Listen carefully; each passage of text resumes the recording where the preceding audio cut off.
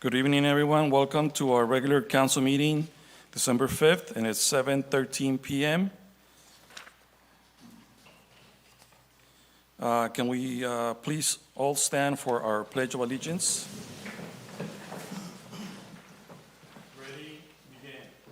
I pledge allegiance to the flag of the United States of America and to the republic for which it stands, one nation, under God, indivisible, with liberty and justice for all. If we can all please remain standing for a moment of silence for our first responders and military members.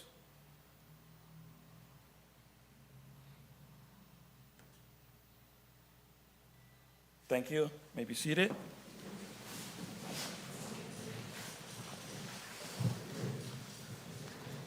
And before we start roll call, I'd like to say that Councilmember Mann is excused for health issues. Monica, roll call, please.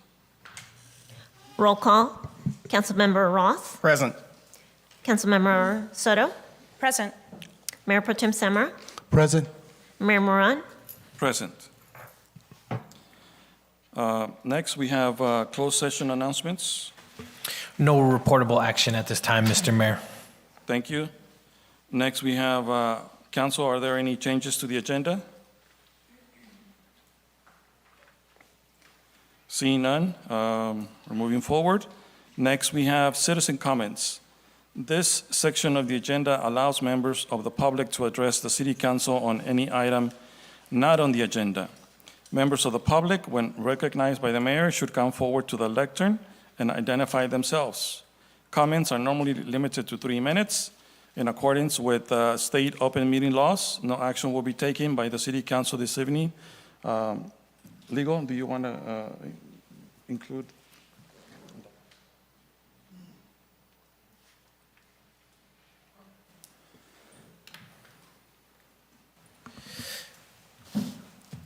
If any members of the public tonight would like to make comment or public comment on the Green Zone project, you can do so at this time. The project isn't currently on the agenda. It's still in the process of review, but if you'd like to make public comment tonight, you can do so at this time. Okay, so at this time, I want to welcome anyone with citizen comments. If you can please state your name for the record. Good evening. My name is Mario Mendoza. Good evening, council members and public. My name is Mario Mendoza. I'm a longtime resident of Livingston. However, before me, we have a council member that claims they live in town, but live elsewhere. In the last city council meeting, after I left, I was attacked by council member Soto. You as an educator, you claim to be, should live by example. How can you identify someone for the way they look, for the way they dress? I'm surprised you didn't identify me by the color of my skin. Either way, I consider this harassment, racial profiling, and racial discrimination. I don't come here to attack you for what you wear. You can dress all professional and sophisticated, and yet you're still full of baloney. In addition, you and the previous council member left the city in debt with numerous lawsuits pending due to your negligence. Please tell everyone present where you reside. I will finish by saying that I am in process of finishing a formal complaint against Mrs. Soto for harassment and discrimination on my behalf, as well as Mrs. Soto's voting error. She's voting as a council member for the city of Livingston, does not even reside in Livingston. Thank you. Thank you for your comment, Mr. Mendoza.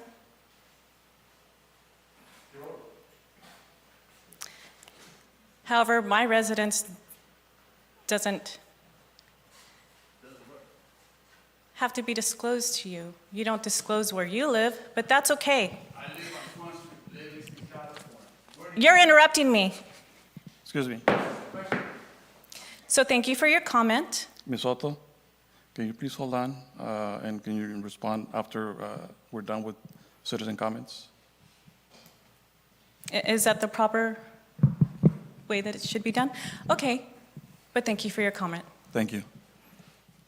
Good evening. My name is Yolanda Correa, and I have to say I am so disappointed that you guys didn't let us know that the green zone was not going to be discussed. As the last letter that we received, it was said to be here today. If you only knew the things I had to do to be here today, very busy. Extremely busy, and I made the time to come here to discuss this, but I had no idea it had been pulled. It would have been nice. Not to say I will totally against it, against everything that thing represents. In every which way, like always, they just make us lose our time. Like the time when they said that they would cooperate with us and they never did. Green Zone is not a good neighbor. At least the people that own it, the people that are doing that, do not like to participate and collaborate with us. The rest of the neighbors, we had asked for them to do some cleanup over there, because there is an infestation of squirrels that unfortunately come to my farm. They come to the neighbors' farms, and they create a lot of chaos, a lot of economic impact, at least, especially for me, because I am the one across the street.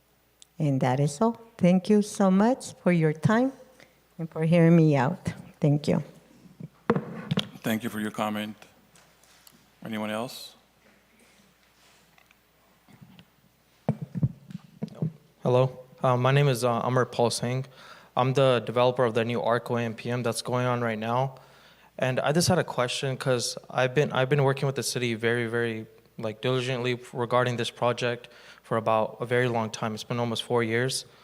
And I used to work really close to everyone, understanding one another, getting responses very quickly.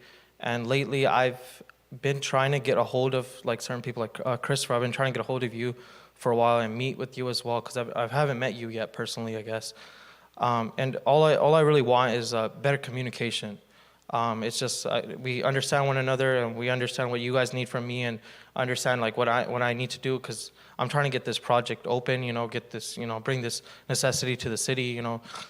Gas stations, I know they bring a lot of tax dollars for the city as well, which will help improve the city and the environment around us as well. So I just wanted a better communication from your guys' side. I understand, everyone is busy. I just want a better communication. That's all I'm asking. Thank you, guys. Thank you for your comment. Anybody else? Any other comments? Please come forward. Yeah, Robert Wallace. I have 3 comments. The 5 people that are in the back with me that showed up for the green zone, I've known about it over a month that it was pulled, and I'm surprised Miguel didn't get a letter sent out to the 5 main recipients that are involved and the people that are involved there. Not everybody reads the council meetings on Friday or Saturday through the weekend, and I think we owe those 5 main people that have always spoken about the green zone should have been told either by telephone or letter, something, so they didn't all come here tonight. I just think we dropped the ball. The other thing, usually there's 10 or 20 extra agendas. We have more people than, I think there was only 5 tonight when I came in early, and I was one of the first people in. My third member goes back to the first speaker. Months ago, maybe a year ago, council member Rodriguez Espinoza called out one of the council members on this council. My question is, what has the city council done after that, if anything? Have you investigated? We had a prior chief of police that passed. We have an interim chief of police. The question for Councilmember Soto, do you or do you not live in the city? I think the citizens that voted for you and represented you, we need to know. And then more recently, I don't know how many people other than me that got a flyer in the mail. And then when that was posted on one of the sites of Livingston, Somebody replied that their husband was on the board. When they got divorced, he was forced to leave. Well, either all these accusations are false or they're true. The city council members here with the police, the sheriff, whatever, in her Form 700, do you, Maria, live where you filed your paperwork? It has said. You don't have to tell me that, do you or don't you? That's the answer I think the citizens of Livingston deserve to know. And if the council hasn't checked on anything to verify those accusations, then it's the rest of the council's fault for not investigating it and letting the citizens know. We vote, we need to know. Thank you. Thank you for your comment.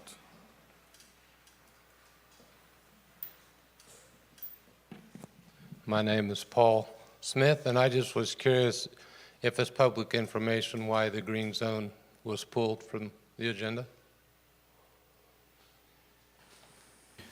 I can say that there was requests that were made by the applicant that necessitated us to do additional review, so there's no way it was going to be possible tonight. Okay, and we will be notified of the next meeting regarding this? I'll make sure that the staff sends letters, yes. Okay, I had one other comment, and that was just a thank you to whoever is in charge of getting us the new paved roads in Livingston. I really appreciate that. I've been enjoying that. Thank you. Thank you for your comments. Good evening. My name is Zareni, and I'm here tonight in hopes of starting a discussion about the current restrictions on new food trucks and mobile trailers. Apparently, there's a limitation. Excuse me. So that is an item that we have on the agenda. Okay. So we will allow Comments. comments on that specific item. So if, all right, no problem. Thank you. It is the last item on the agenda. Thanks. Hello, my name is Dr. Nadine Villafania. I'm the Vice President of the Merced County Hispanic Chamber of Commerce. I'm also here with our Board of Directors, Director Eduardo Soto from Merco Credit Union. And we're just here to present a couple membership certificates, one being to Anna Renteria in recognition of their local barbershop here in town. Is that you? Okay, I'm sorry, I haven't met you. Hi. So we just want to congratulate you and honor you and wish you all the success with your business. And I just want to give you your membership certificate. You're welcome, thank you. And we also want to present a membership certificate to Christopher Lopez, City Manager of Livingston, whose tireless efforts and commitment to the city has made a significant impact. And we're pleased to recognize you as an involved member of our Hispanic Chamber of Commerce. So I have your certificate. If you don't mind, I can give that to you. Thank you. And we just want to thank the City of Livingston for letting me speak today. And on behalf of myself, Board of Directors, and ambassadors of the Merced County Hispanic Chamber of Commerce, we hope to collaborate more with this amazing city. We would like to come to Livingston more, do more outreach, and get involved. And just today, I'm at the fire captain, so hopefully that can occur. And we just want to assist in advocating for the growth of the businesses, big and small, in Livingston. So thank you. Thank you for your comments and congratulations to both of the recipients. Any other citizen comments? Hello, my name is Brian Blue. I'm with Community Health Centers of America. I don't know if everybody knows this. I'm glad to see so many people here tonight. We have a health clinic right down the next block here. And a couple of months ago, talking with some of the council members and the mayor, we found out that you guys don't have any place to have your blood drawn if you're not with the community. So my boss and the mayor talked, and we have been working diligently on this. And yesterday I met with a company that is wanting to bring a stat lab into this community so that we can open a blood draw center here in town. Would take anybody's who has an order from a doctor to draw their blood.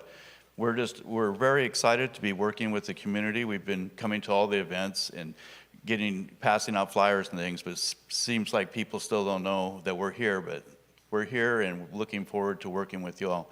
Just wanted to let you know that was going to be happening. Thank you, Mayor, for letting us know about that. Thank you.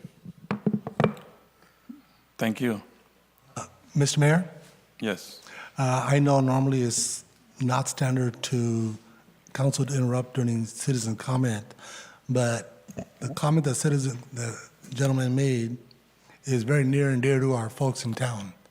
There are no lab testing available, and everybody's been asking if there's a way to do that in town. So if that's going to happen, we applaud you for taking, that's up to, it's not up to me, it's up to the mayor, so. It's not up to me, it's up to the mayor, so. Well, I just wanted to say, sorry, Mayor, that we are excited to work with this community and to do whatever we can to help this community. And we are going to move as fast as we can, but we're looking at being able to open a draw station within a couple of months. I say 2 to 3 months. They told me a month. So we're going to do it as quickly as we can, and we will be taking all insurances, and we will also, because we're a federally qualified healthcare center, we'll have a sliding fee scale for people who don't have insurance or money. So are you basically? Thank you, Mr. If you're going to not allow me to comment until after citizens have finished, then I don't see why you didn't stop neither Gurpal nor Christopher from commenting. So I'd appreciate a little bit of fairness up here on the dais. Thank you for your comment. Is there any other additional citizen comments at this time for any items not on the agenda? Any citizen comments on the phone for any items not on the agenda? Okay, so hearing none, citizen comments is closed. So at this time, you may speak. So a hot topic, this meeting is not about me, but I know that there are questions out there in the public, they've been posted. And so, Mr. Wallace, Mr. Mendoza, to answer your question, my residential address is the one that is on my documents, and I do live here in Livingston. So thank you very much for your comment. Furthermore, Mr. Mendoza, did you mean to hurt my feelings? Second of all, are you sure that I'm not a resident? So you don't have to answer. I'm putting those questions out there for you and your little followers and all the ones that harass me. So either we make the clarification now that he cannot come back up for comment. There's the harassment. No, that's rhetorical. It's rhetorical. So just make sure what you're spreading out there, it's not the truth. There's a couple initials for what you're spreading. So thank you for your comment, Mr. Wallace. My residential address is still the same, and I do live in Livingston. Anything else? You can contact me. My phone number is 209-761-4453. I live a very, somewhat private life, and I like to keep it that way. And for those of you that need to know, want to know the truth, you may approach me.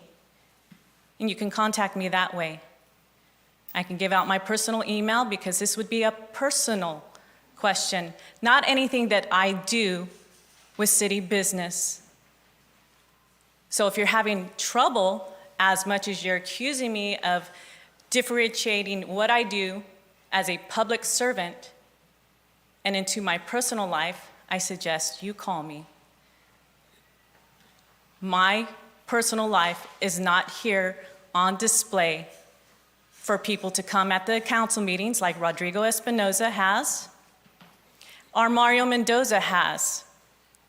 He has been videoed videoed coming here, attacking and harassing and bullying, heading a recall twice within the last decade. So when it comes to harassment, let the record reflect that it's not me. So thank you. Thank you. If I can remind council members on the dais to please be mindful of not using the dais and be more respectful. So just be aware of that and be mindful. So also, I'd like to. excuse me.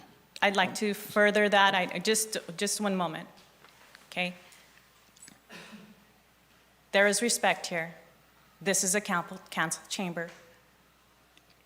And before we move on, if we could, I know that representatives for the Merced County Hispanic Chamber of Commerce came here to present two of the citizens in Livingston with their membership. I'd like to get a photo if that would be appropriate. I think it would be. We'll wait a few minutes until we're done with the responding to the answer to the questions. I just thought I'd put that out front. So there was a question asked during citizen comments in regards to the green zone. We can say, or I can say that the agenda was up and this and that, but I think that yes, I do remember last time that there were going to be letters sent out to residents in the area when that item, to confirm that the item was going to come back. Unfortunately, it's not something that the city decided not to include in the agenda. It was the developer that decided to do additional work or just wait. So letters were not sent out because that item was not going to be part of the agenda. So, but also I do want to take, so yes, I apologize for you guys being here and not knowing about the item not on the agenda. But next time it comes back on the agenda, we'll make sure and ask staff to send out letters. In response to what you are saying, a letter was sent out to us that it would be included on the 5th. It's not included in the 5th. But a letter was, Paul, did you receive a letter that it was going to be on the 5th? Everybody received a letter that it was going to be on the 5th. Okay. However, we did not receive a letter that it was not going to be included on the 5th. That is the reason why we are here. Just to clarify. All right. Okay? Thank you. Thank you. And like I said, I apologize. So, not that but I'm still here representing the council and the city, so I apologize. Thank you. All right. Thanks. And then,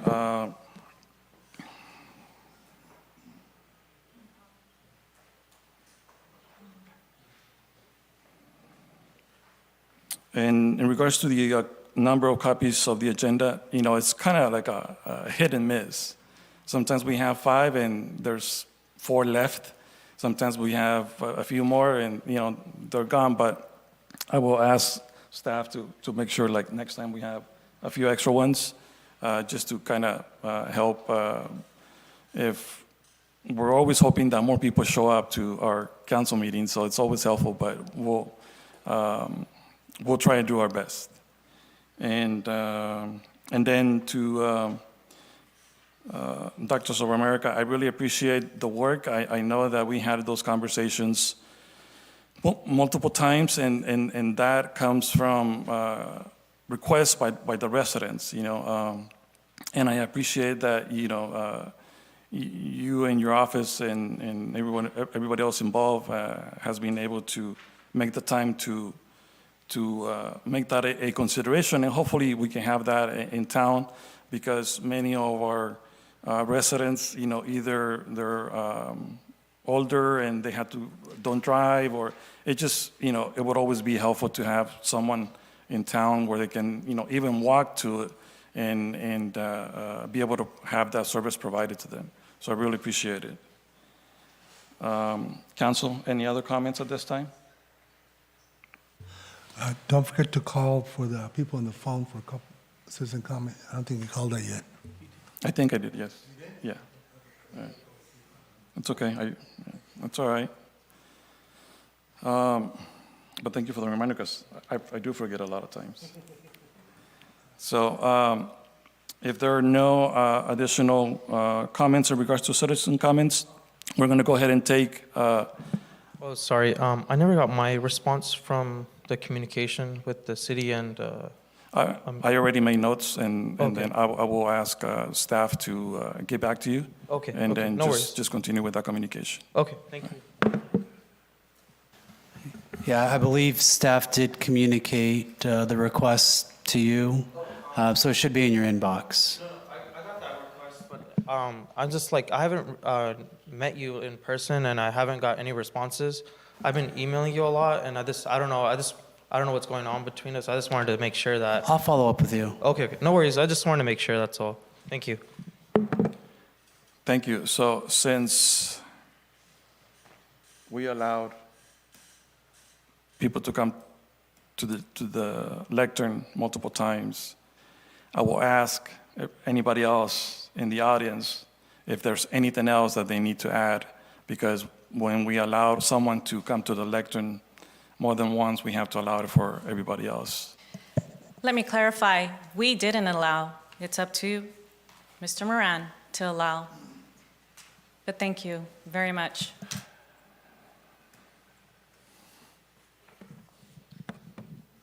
Well, Mr. Soto, again, my name is Mario Mendoza. I live in Livingston. I don't hide behind nobody. I live here in town. Mr. Mendoza, can you direct your comments to the council? Okay. Please. Thank you. So again, And if there's to be respect from the dais, I expect respect from the audience, especially if they are calling out my name. And this isn't about me. well, you called out my name numerous times, Mario Mendoza, Mario Mendoza. I heard my name a couple of times. I'm not here to bash you or say anything. I'm just here to clarify a lot of stuff. I'm very passionate about the community. If I started recalls for a reason, we won the first time. The second time, I don't know what happened, but you know what? I'm passionate about the community. What are you passionate about? Please direct your comments to the entire council, please. Thank You you. know, what are you passionate about? If I'm here, it's because I'm passionate. I always advocate for the city of Livingston. You know, you advocate for Dwight Larks and all this growing cannabis. I'm not. When do you see me talking smack about our educators like you guys talk? I don't.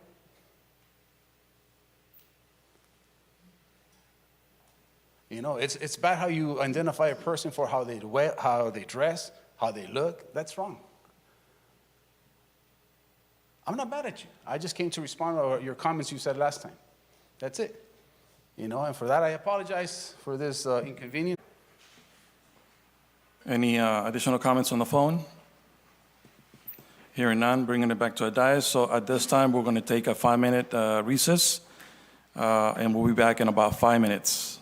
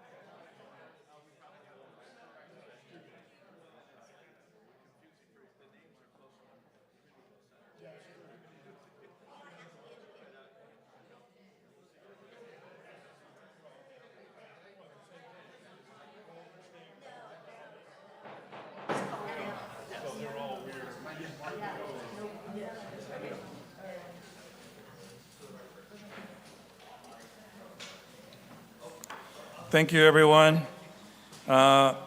Next, we have on the agenda announcements and reports. So I know that Supervisor Espinosa is not here today because they do have a supervisor's evening meeting, and that's probably where he's at. Next, we have city staff announcements and reports. We have Robert Wine, fire engineer, fire apparatus engineer from our local fire department.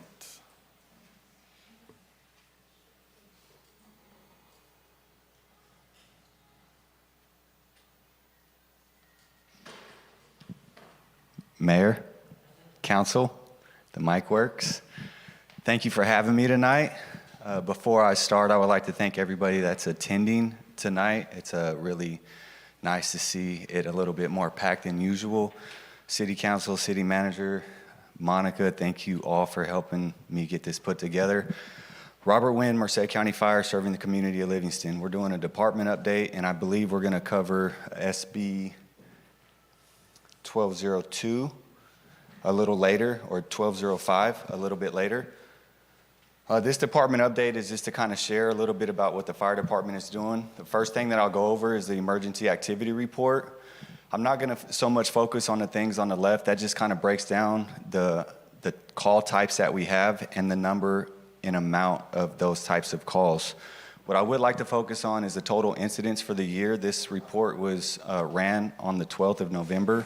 This is the 5th of December, and we are at about 1,780 calls for the year thus far. Incidents that are within the city are about 995. They're up over 1,000 now. And incidents outside the city, which would be the county of Merced, is upwards of 500, close to 600 now. Our PCF program, the response to the incidents in total, so the 1,571 calls, they responded to a total of 53% of those calls. We do have PCFs that are able to cover our stations, and when there is a need for the station to be covered, it does get covered 5% of the time. And incidents within our initial area, so the city of Livingston and the sphere of influence right outside the city of Livingston are at 81% of our call volume within the city. So some fire station news. I've been here 6 months and 7 days to be exact. And I walked into a fire department that didn't have any floors. It was just kind of really outdated, and I was very fortunate that I had a lot of help from the city staff, the finance team, to really get some things moving forward to try to update the fire department. So floors have been installed. Last time that I was up here a couple months ago, I said, please come by your fire department. We're open 24/7. This place is yours. You can come here and interact with the staff there anytime that you feel that you would like to come over and learn a little bit more about your fire department. The fire station kitchen and walls have been completely painted. The fire department received their fire extinguisher prop, our forcible entry prop, and our flow meter. All three of those tools I'll kind of talk about a little bit later. We got a really nice desk installed. It's a 2-person desk for us to allow to get some really good work done, as well as provide training to the staff and the PCFs at Livingston Station. And our fire department has some new furniture. And our fire department also has received a new tool set, so we're kind of able to organize the things a little bit more instead of have everything piled up on some of the shelves that are inside the apparatus bay. So some community involvement over the past 6 months that I've been here. We have been so fortunate to be a part of a lot of the different things, and I'm sure that I'm missing some of the things off of this list.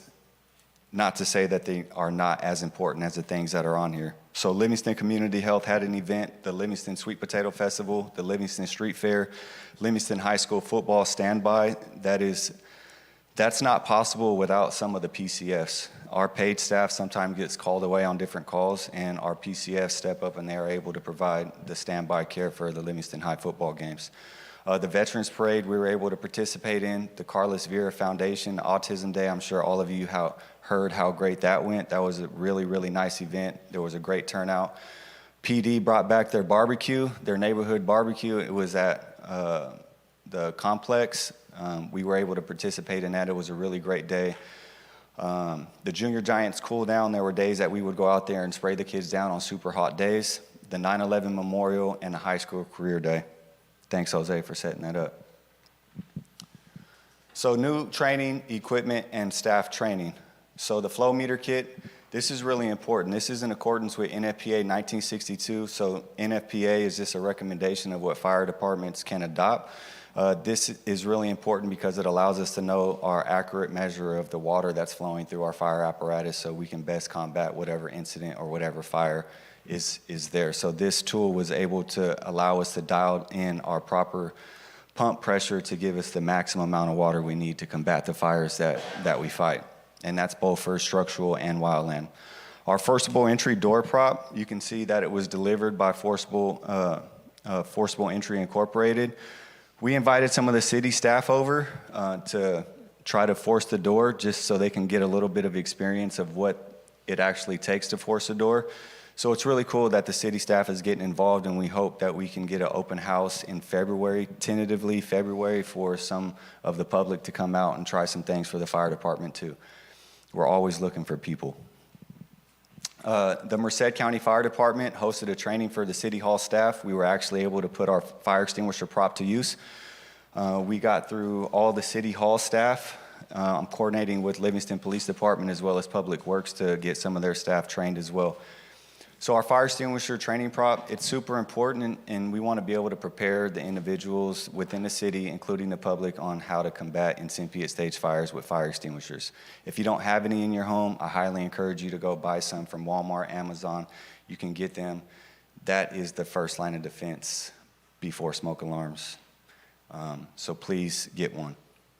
The forcible entry prop, this really allows us to hone in our skills. If there's a need for us to get inside of a building relatively fast, this door allows us to train and train and train, so we can really take those minutes and turn them into seconds to get inside if there is somebody that is needed to get rescued or for us to combat the fire.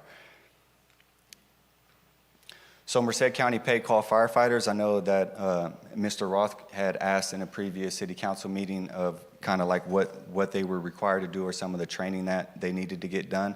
So Merced County Fire Department, they fill out an application, they go through a background check, they go through a physical, and then they go through an orientation, and this is the training that is required for them to be a paid call firefighter. I won't read through all of these. Some of these skills they have to be retested on annually, as well as their public safety first aid or EMT and CPR. This here just breaks down all the different things that they are trained in. So, for example, basic skills, there's 54 hours of training that our PCFs have to go through. 54 hours that they have to go through for the basic skills, which include structure, wildland, and continuing education, confined space, and things like that. So our public relations and our commitment to you, I had this slide up last time that I did it. We are trying to be in the public more. We are trying to get more feedback from the public. It's really important that we hear you guys out, that we understand what it is that you exactly need so we can tailor our fire department to meet the needs of the city of Livingston. It's really important. We will be involved. We will build relationships. We will lead and mentor. We will protect. We will serve. And just a couple friendly reminders, the Livingston Fire Station, if you don't know where it's located, 1430 C Street. The battalion chief for Livingston Fire Department is Battalion Chief White. You can't see the blue, so I guess I should have put that in white. And Fire Apparatus Engineer Andrew Minch and myself, Engineer Robert Wynn, are the two station supervisors there. Would like to share some quick reminders with all of you. Make sure you check your batteries and test your smoke alarms, your carbon monoxide alarms monthly, check your fire extinguishers monthly, create or revise a home fire prevention checklist. That's super important.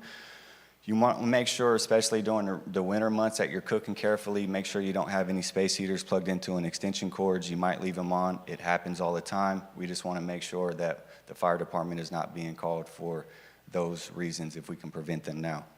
If you see something, say something. You can call the fire department's regular telephone number. If you guys have any questions or concerns, we'll stop whatever we're doing. We'll get out there and make sure that it's not a threat or a hazard to the community of Livingston. And also, please reach out to your fire department if you would like us to help with your fire prevention checklist in your home. We're here for you, 24/7. Call us. We'll answer any questions that you guys have. Lastly, there's a fire department survey that I created. It's 25 questions. We want to hear from you. This is not asking you guys where you live, What is it exactly that you do or don't know about the fire department? We are not soliciting information for you just so we can be like your smart device and start sending you ads. We just want to understand that you know what your fire department is. Do you know where it's located? Do you know the non-emergency number?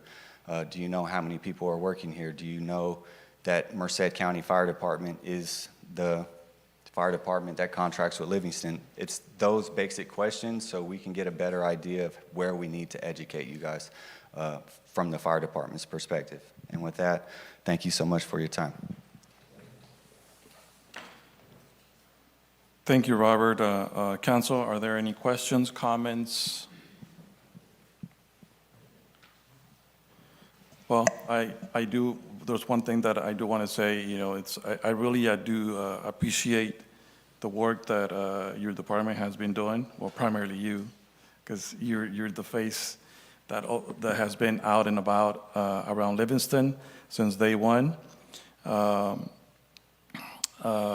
And, you know, I remember in just about every event in the community, I was able to see you there, and sometimes the big truck out there, and just being present. And I think that is one of the things that had been missing for a long time in the city in regards to we see you, we know where you are, you know, as far as the fire department, but I think the residents needed it to kind of, in one way or another, put a face to the people working there, you know. And then at the same time making the time to have those conversations with them that you guys are not just there to respond to fires. You know, you're there to do a lot of other things and assist and support the residents and many other things. And more than anything, to have prevention items in place to be able to to make sure that they don't call you, you know, because they will need your help. So I really appreciate that, and I think I heard that from residents alike. So, and then, you know, to everyone in the department, because I think that everyone, whether it is the engineers or the Paid call firefighters, you know, it helps to bring the face out in the community. So I appreciate it, and you know, it's always the teamwork that we like to see in the community as well. Thank you, Mayor. Anybody else? In addition to that, all the praise and everything to our first responders and our fire department, but we've left out a great big deal of our fire staff, and that is our volunteers. So I didn't see that they were mentioned either by Mr. Moran or in your presentation. So working as a team, you had a little quote there, together we can do anything. So with that in mind, I'm really appreciative of the fire staff that has been present long before you came to our town 6 months ago, and I appreciate the presence that you're making within our community. But I think that's the goal, that should be the goal of everyone that comes into Livingston, is to have that passion, the investment here for our town and for our safety, because that is our greatest concern, is the health and safety of our citizens.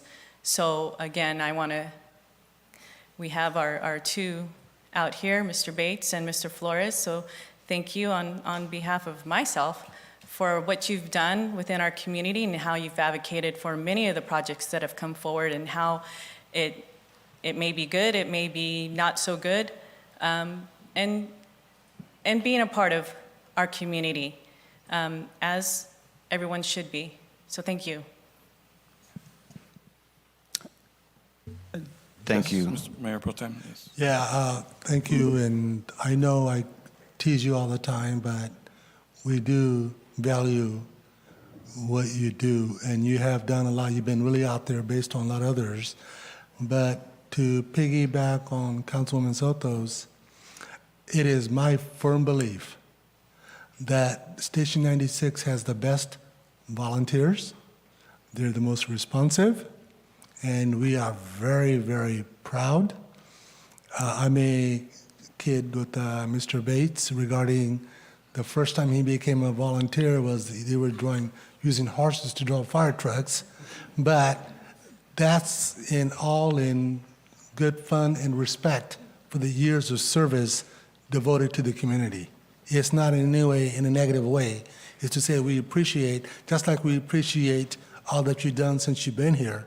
You have been the one most active, most visible that we've had outside of Gordy. You know, he used to be quite a while, you know, but we do appreciate, not to negate, but you know, you guys are our team. You guys, we don't differentiate between you just because you have a CAL FIRE patch and them to you guys are one big lot. They're the ones, the face of the community for the fire services. You are the fire service, but they're the ones that the public supports out there more than anything else. They're the ones everybody knows. And again, thank you to all. Thank you, Jose. Thank you, and even Jose, you know. When he became, you know, he went out and got his truck painted red. I think I'm still trying to figure out which sample of the chip paint he took off of our fire truck to get it painted, but we do appreciate everything, and thank you. Thank you guys all, okay? Thank you. Council? And I also want to thank all of you guys, the volunteers also, and you, Robert. Spectacular job to see your face out all the time in the face of all the volunteers. You guys are awesome. Thank you so much. Thank you. And just a point of clarification, when I mentioned paid call firefighters, those were the volunteers. So those were mentioned I was just trying to find the actual official title on the paperwork. So their official title is paid call firefighters. And that has taken me a while to learn, other than just calling them volunteers, but they know I was referring to them. Thank you, guys.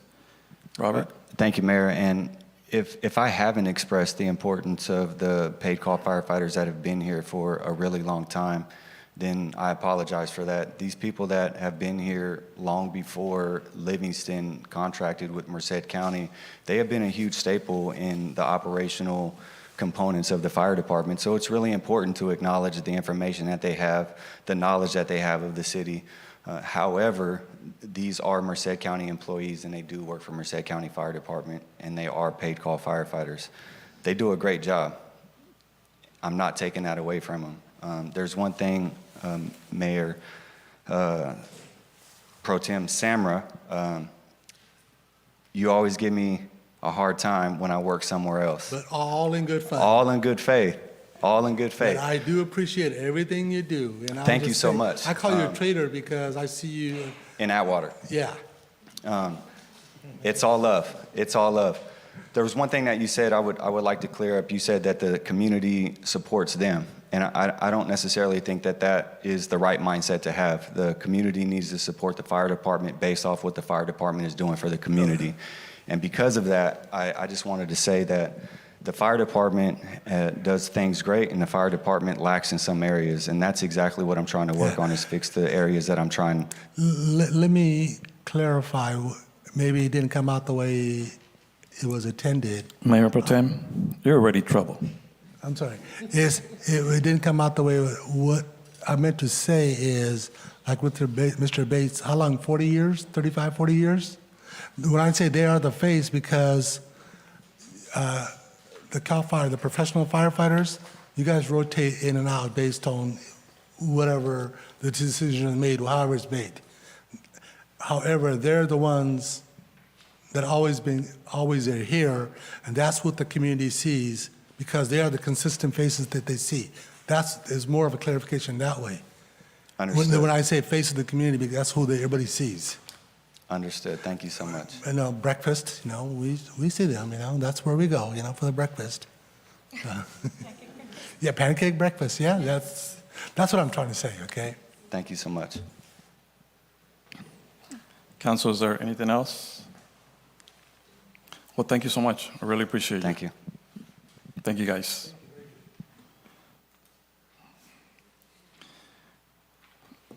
Next, so I see the Supervisor Espinosa arrived. Do you want to give your report?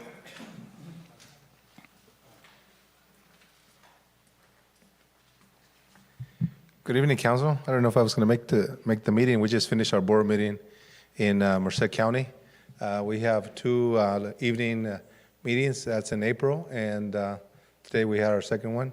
So our next board meeting will be next week, December 12th at the old courthouse at 10 a.m. So we swapped them from the December one. So I just want to make sure that that people know. Because I know we heard complaints. We heard complaints that we don't have evening meetings, and then now we hear complaints that we, they weren't advertised, but we advertised, especially on the website, and that our board meeting was going to be here today at 6 p.m. So we started closed session at 4:30 as well. Well, I just want to say that yesterday we had a groundbreaking for the Winton Park.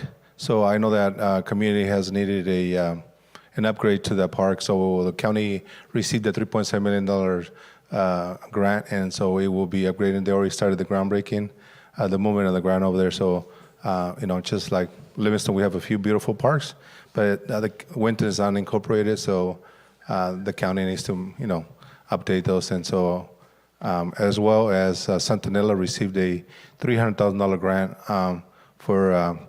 to fix the 3-acre park that Santanella doesn't have any parks at all. So also we have a 1,200 home development going in that was approved in 2001, and it's calls for it's going to be built on 3 phases, and so I've been pushing for a bigger park in that community that I will be representing, that I'm representing now.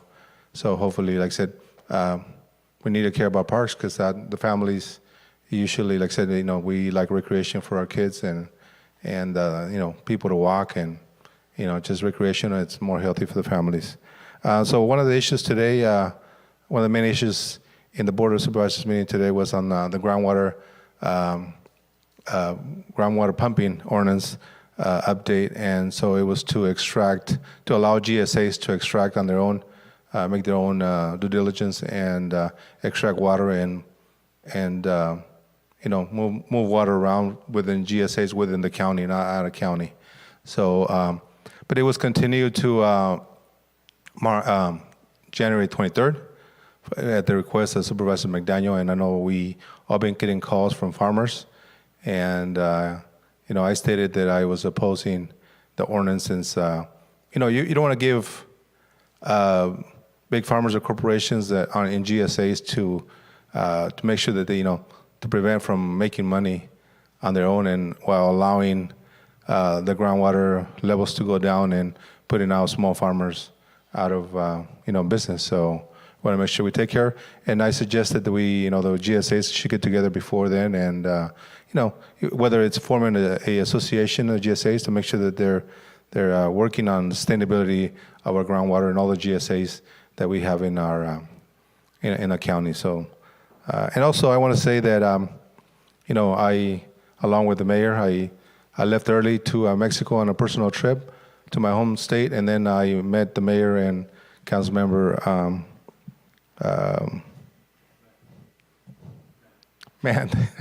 lost my train of thought right there.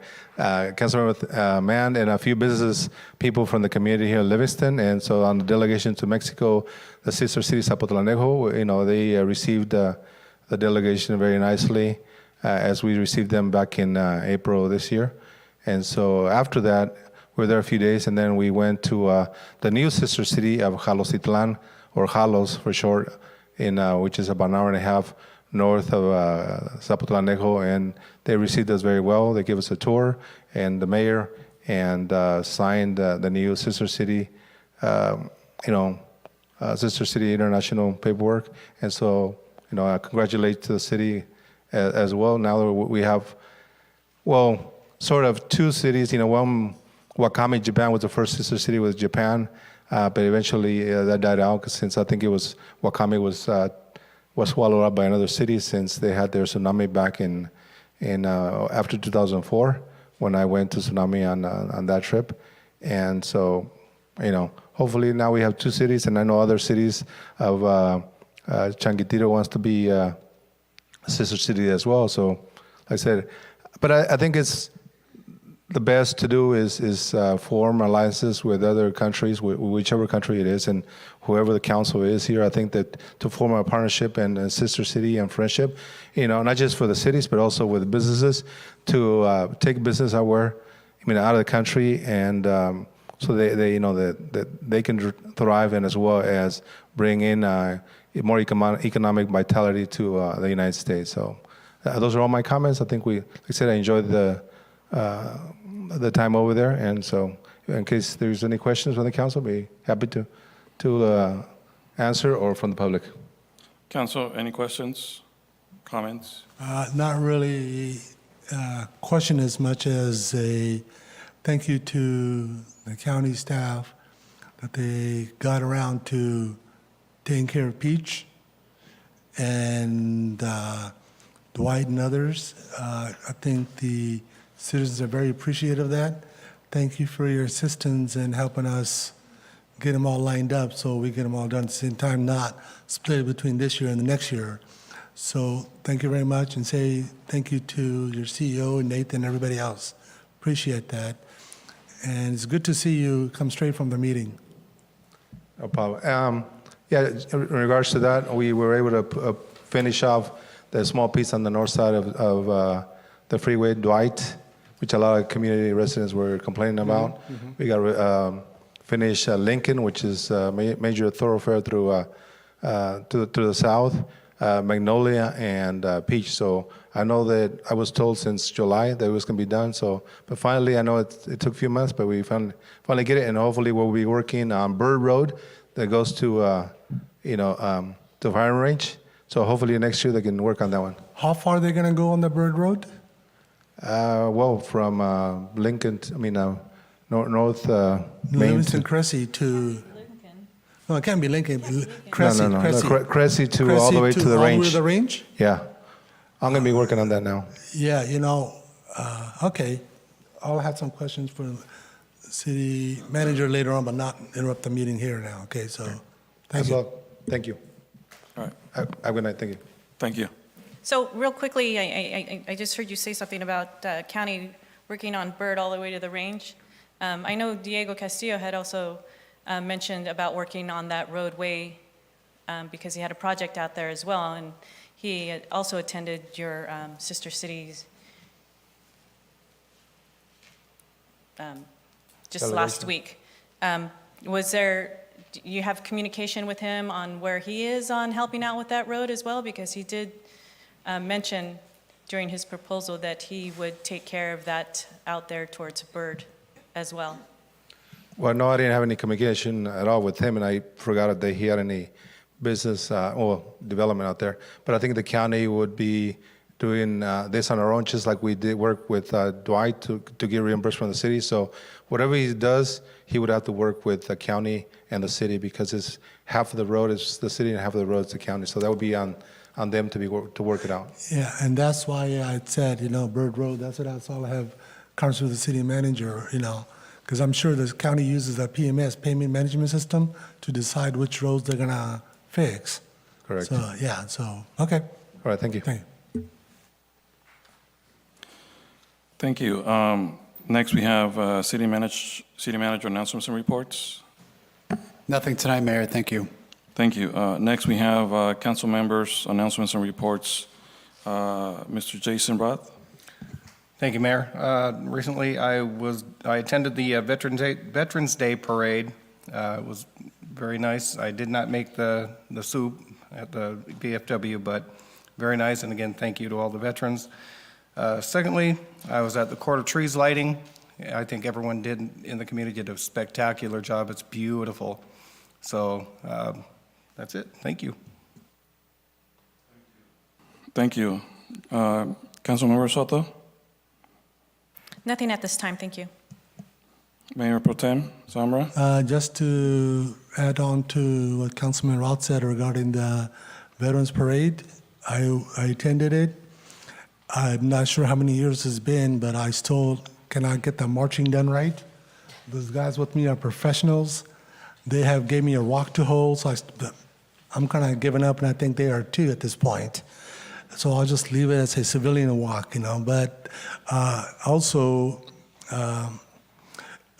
last Friday, our recreation through there, we had the Christmas tree lighting. It was very nice. My granddaughter got to attend for the first time. She just couldn't get enough of the band and everybody, and I've seen our tree lighting for years and years, but to have it to relive it, not holding your daughter, and now you're holding your granddaughter, it's like, it just gives another perspective and shows what other families that brought their little ones along, how they experience it differently, and it makes it more personal for them, I think, and I think that's one of the great events we have, and I know this Friday, I believe we have the parade, and I think there's going to be a lot of first-timers out there, little toddlers, that are going to just enjoy all those Christmas festivities, and again, got to give big old kudos to Recreation. They always manage to get things done, and thank you very much. A lot of families, I'm sure, are appreciative of all the hard work you guys do. Thank you. And on the other note, Mr. Mayor, my apologies. I forgot to bring the notes for the MCAG meeting. I will have an update at the next one. But for the mosquito abatement, we had our meeting in this back in November. It was very good. End of our mosquito season. I think it was just astonishing the number of calls and the concerns people raised. But somehow the mosquito abatement district managed to get through it. And then now, as the board, we are working on the new facility in Merced, because the old one is antiquated. And just like everywhere else, there's always challenges, and there's issues over there with drainage, but we'll work on it. But we anticipate a new building to be done within 4 to 5 years. No, it's expensive, and mosquito abatement has been working well, and very appreciative of that county given loan to them to move the project forward. Of course, it'll be repaid over time through fees, but it's a lot of work. But I'm glad that I got to do something I haven't done all these years. Mosquito, that's the only thing committee I haven't served on, so I'm very appreciative of that. So thank you, but I will bring the update for the MCAG at the next meeting. Thank you. So I do have a short report this time. So I also did attend the Veterans Parade here in Livingston, along with some other council members. And then after the parade, I was able to attend to the BFW and had some soup. It was always very delicious. And I did receive a trophy for participating in the parade. Thank you to the BFW for organizing the parade. And then later that day, I also participated in the Merced City Veterans Parade representing the city of Livingston. And I do want to say thank you to the Mayor Pro Tem for attending those MCAG meetings. I was hoping, well, hopefully next semester I will be able to attend, but college classes again, and then all of that homework, I kind of forgot for 10 years what it was like to go back to school. Glad to do it. Glad to help. Thank you. So I will continue on asking for support to cover me for those meetings as well. Thank you. And thanks to the county for, I know that we've been asking, same thing that was previously mentioned, some of the roads that are close to the city but not in the city, and that we always used to get a lot of concerns from residents. Finally, they're being repaired, and they're doing a pretty good job on Peach, on Dwight, and Bird is one of those streets that it's in high need of repair. So thanks to the people at the county, if you can let Raul know our appreciation. And on Friday, I attended also the Court of Trees lighting. It's always a beautiful event, and I made sure that I came on Thursday after school. It was like, I don't know, almost 8, 9 o'clock to look at the trees, and wanted it to be able to record the Court of Trees when it was lighted, so I could share that video, and then invite people from around the community that don't know about the Court of Trees, something that we do every year. And I did get a lot of response, a few messages from people from around our community asking about what was the Court of Trees, and I kind of explained a little bit, and I know that some of them said that they would be coming to Livingston just to look at it and enjoy it. So, and that's part of the purpose.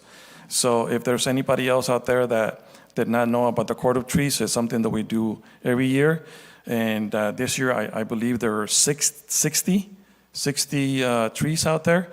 So, and they're purchased and decorated by families and businesses and community organizations. So if there's anybody else out there that did not get a chance to have a tree in the Court of Trees in Livingston, make sure that you contact the Recreation Department for next year. You can call tomorrow and reserve it for next year. It's fine. So you might get a better deal before the prices go up.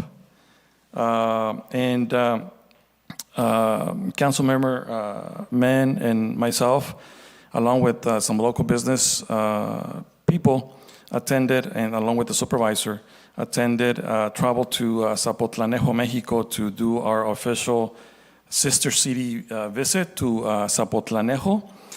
They actually visited us, the city of Livingston, in July. They were here for about 5 or 6 days, and that visit and that Sister Cities program has been, I think, very beneficial. So far, since they visited the city of Livingston, they have visited the Central Valley and the city of Livingston twice. Business people interested, and they wanted to know more about business opportunities. And the most recent one was by a business person and also a council member from the city of Zapotlanejo in Jalisco, Mexico, that did not get a chance to come last time, but she heard so many good things that she visited a couple of locations in the Central Valley, and one of those locations was the city of Livingston. And she is a big textile manufacturer in Jalisco, and she's looking to expand, along with another business person in the wine industry that is looking to expand, looking for opportunities to expand in the city of Livingston or its surrounding areas. So I'm very happy with the work that our city staff has been doing to be able to make the Sister Cities program a program in place and a registered program, so that we could continue bringing and offer business opportunities for people from outside in our region, which will end up, if I can find a 20,000 square feet building, I think we can have a business to come into. But if anybody knows of a location with 20,000 square feet, let me know. And so we visited Zapotlanejo, and there is a couple of programs. There's 3 different programs that I'm working on right now with our sister cities, and I hope to bring more information in the future and what those opportunities are. Also, while we were there, we made a quick visit, one-day visit to another sister city. This sister city program was initiated back in 2016, I believe, and now it has been officially been part of the Sister Cities International. And so the other city that we visited was Jalostotitlan, and I was very impressed with the type of industries, the variety of industry that they have in that city, and so that is another opportunity for us to be able to encourage some of those business developers to come and look at the city of Livingston as well. So just looking for business opportunities. And later, I will be providing a full, more broad report of everything that was done and everything that was accomplished from the delegation to the city of Zapotlanejo. And that's it for my report. Next, we have items on the consent agenda. We have item 1, 2, 3, 4, and 5. Council, are there any questions on the consent agenda items? Or is there a motion to approve? Mr. Mayor, I make the motion to approve the consent items 1 through 5. Okay, so we have a motion to approve by Mayor Pro Tem Samra. Is there a second? I'll second it. Can we have roll call? We have a first by Mayor Pro Tem Samra and a second by Councilmember Rath. And before we have roll call, can I please go out for citizen comments in regards to the consent agenda items? Any citizen comments on the phone? Hearing none, are there any comments on regards to the consent agenda items in the chamber? Seeing none, bringing it back to the dais. Roll call, please. Roll call. Councilmember Roth? Yes. Councilmember Soto? Yes. Mayor Pro Tem Semmer? Yes. Mayor Moran? Yes. Motion passes by a vote of 4-0. Thank you. Next, we have public hearings. Item number 6, consideration of an ordinance of the City Council of the City of Livingston amending Chapter 7 of Title 1, establishing Section 1-7-6 City Clerk Responsibilities and Section 1-7-7 Deputy City Clerk Responsibilities. Staff recommendation is to waive the first reading of the ordinance by title only, open the public hearing, close the public hearing, and approve the ordinance as presented.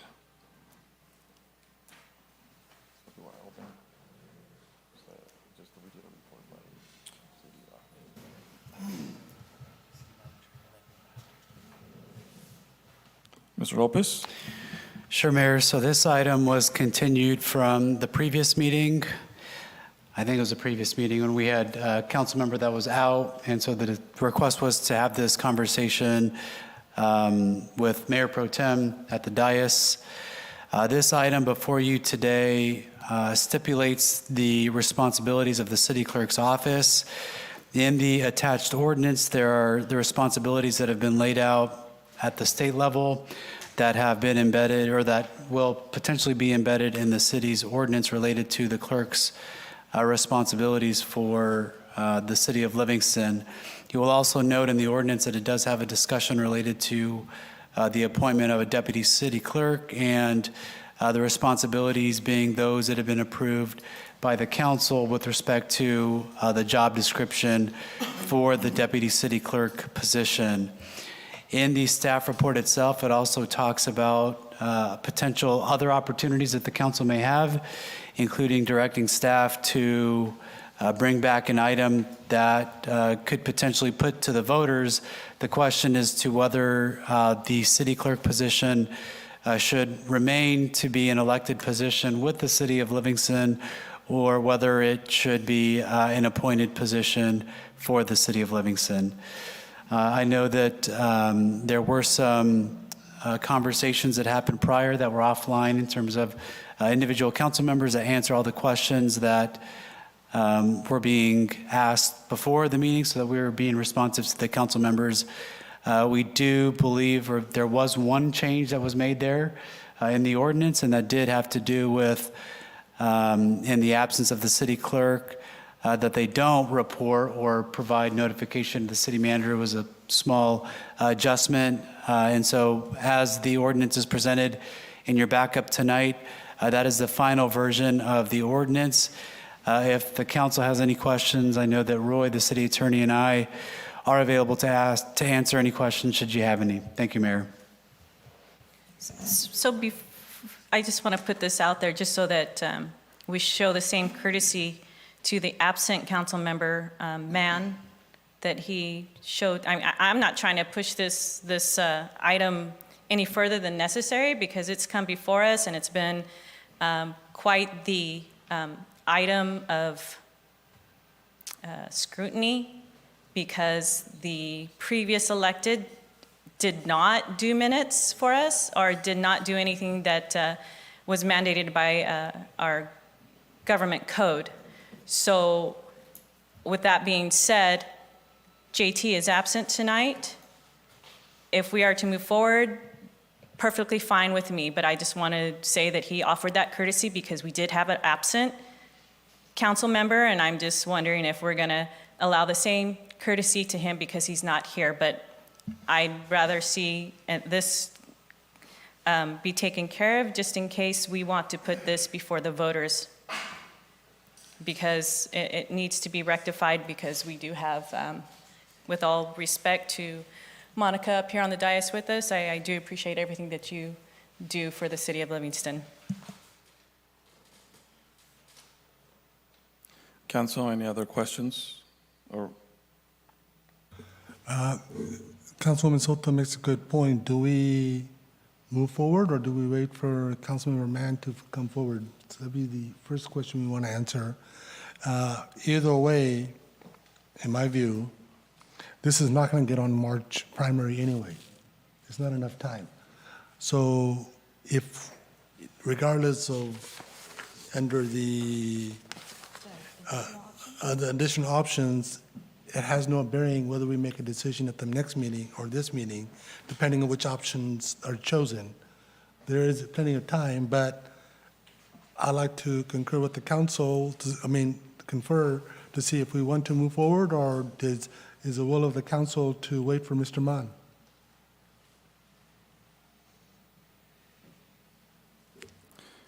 so there's a couple of things.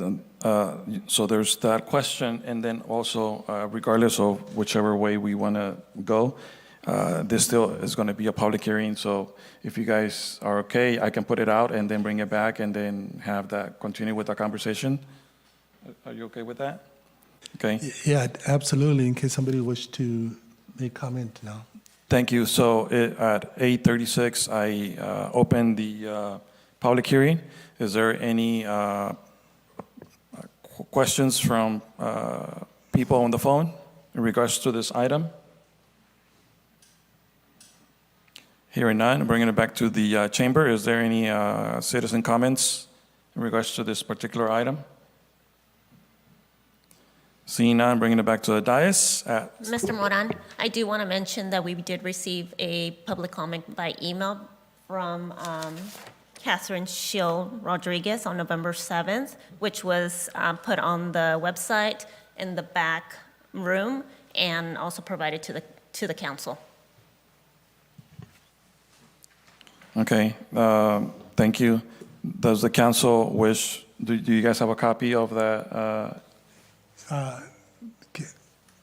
Mr. Mayor, would it be okay for the clerk to read that into the record? Because I don't remember, I remember the email, but I don't quite remember what it was said.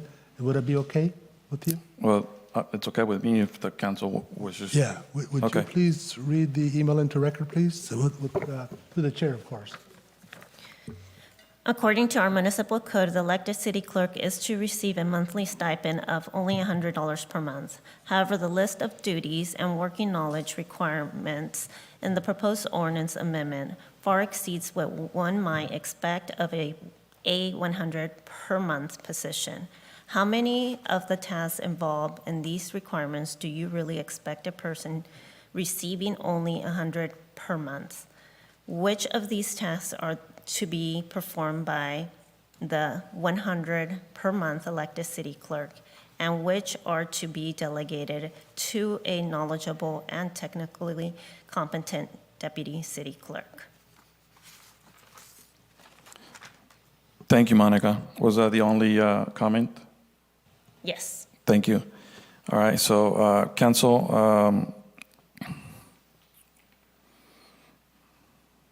I'm thinking.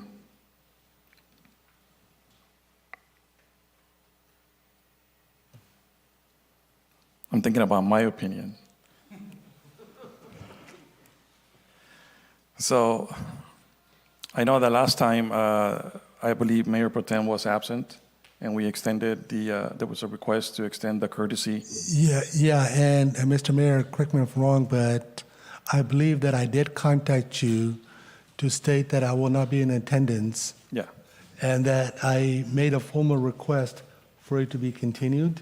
yes. I don't know if Mr. Mon has contacted the city clerk's office or the mayor or the city manager in requesting the same. I'm not aware of it. Thank you for. Was there a same request made? Thank you for that clarification. And he did contact me to let me know that he was not going to be able to attend due to health issues, but he did not make any request for this item to be continued. So with that in mind, it is my opinion that we should continue with the discussion of this item. Since I didn't receive any, at least not me, I don't know if anybody else did. Mayor, the Councilmember Mann did reach out to me and let me know that he wasn't going to make it tonight, but he did not request that this item be continued, at least to me either. Yeah, it's a public hearing. We opened it, and in my humble opinion, we should go ahead and move forward. So is that the majority? I just want to confirm. I mean, it's just my opinion. I don't know what the majority. I'm fine with continuing. Okay. Continuing with, at the later date? No, No. Okay. today, tonight, now. Sorry. Okay.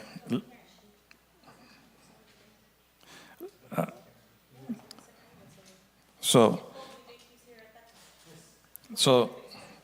the actual item reads, let me just clarify it.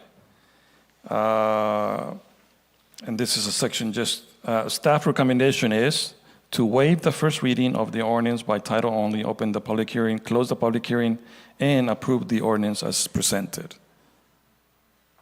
So that is the recommendation at this time. Yeah, and then council, and correct me if I'm wrong, legal, but we can also have additional options if we want to give direction to the staff.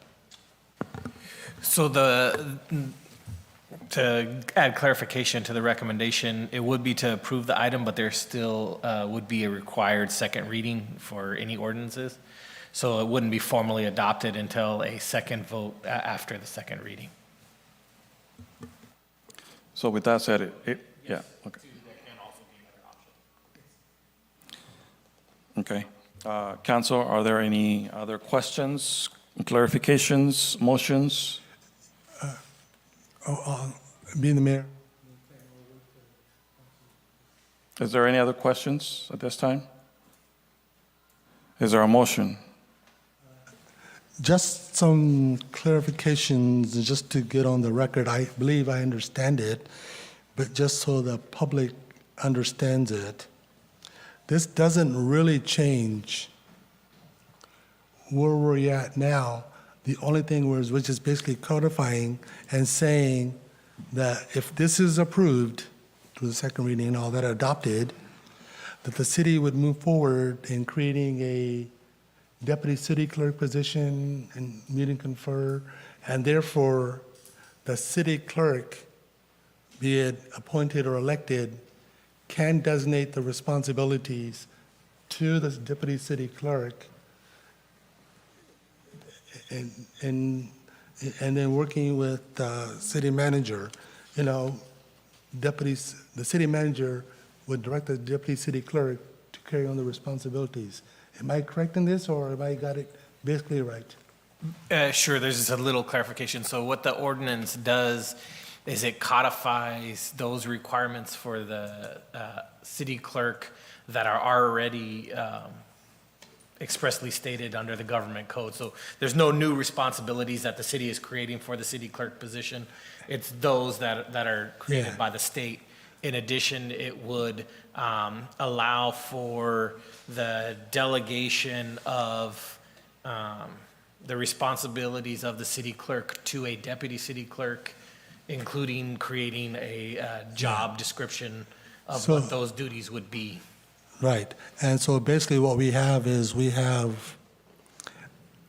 don't want to use the wrong word, but we do have a deputy city clerk, not through, there's some clarifications you need through meet and confer and all that needs to be done. But the city clerk, even though we do have a deputy city clerk, the city clerk already had that capability to delegate certain responsibility to the deputy clerk. So all this does is basically codify what we're already doing in essence. Nothing has changed. Just want to make sure. Correct. Yeah, and then also, when I reached out to the city manager and legal, there was, and just a clarification, I don't have a problem with that. I believe that it needed to be cleaned up and needed to move forward. There was, let me, when you're trying to look through this really quick, it always, where the city clerk shall appoint a deputy city clerk upon agreeing with the city manager. Now, here is where we didn't really get, I just want to get a clarification, if that might fine. Say the city clerk says, I'm going to appoint so-and-so. Who has the precedent? Does the city clerk have the precedent to say, I want to appoint? Or the city manager say, if they can't come to consensus, who overrides what authority? It's not clarified. I just want to make sure that we understand this. Under the government code, the city clerk Can't appoint anybody. the city clerk appoints their deputy city clerk. Yeah. So. However, however, they wouldn't be a city employee or anything of that nature. They wouldn't. Right. And they would have no other legal responsibilities aside from being the designated. And a hypothetical question. Sure. If we go through and we come through November and it's still elected or whatever, okay, just for the sake of the discussion, a city clerk says, okay, Mr. Manager, give me the deputy city clerk, who do we have? And then we pay that deputy city clerk X number of salary. And then that person says, I'm gonna either rescind that appointment, or another person comes and says, I now want to appoint mine. Will the city still pay that appointed deputy city clerk the same salary as how does that, I just wanna make sure that we get this clarified, So can you please respond to that? Sure. The city clerk has no authority to hire city employees. Only the city manager does. So even though a city clerk under the government code can designate or appoint a deputy city clerk, they can't make them an employee. So in order to do that, that's why the language in there has them working together with the city manager to ensure that the individual who's going to be a deputy city clerk would be a city employee. Mm-hmm. And would the appointed deputy city clerk get any type of stipend, or how would that come in? They would not, because the current municipal code doesn't allow for a stipend for a deputy. It only allows for the election of a city clerk, a single city clerk. Thank you. I didn't know the answer. I just wanted to make sure that we get it on the record. It's more than a record than anything else at this point. Anytime, Mayor Pro Tem. Thank you. So also on the record, way back in July 5th probably, this item clearly came before the council. There was a process. We did have a young lady come before this council willingly want to be an elected city clerk once Letty, who didn't do her job as stated by government code, come forward and want to fulfill this obligation to the city until November 2024. And with me being excluded, this council put in who we have now, Musio Vera, who is not with us tonight. Under government code, he should be here. Under the city clerk responsibilities according to the ordinance. So I asked the question back then, what were your expectations for this? Not a word. Okay, Musio was not in attendance. However, he was nominated or appointed to this position. Clearly, everybody put him there with no expectations to do his job. And still we are advocating for, not we, take that back. Certain council members are still advocating for someone to not do their job and delegate it to someone else. And we're worried about the $100 stipend that gets talked about with all these duties. We're here as council members. Some of us go above and beyond what our mission and goal is for the city of Livingston. And we receive a stipend. And it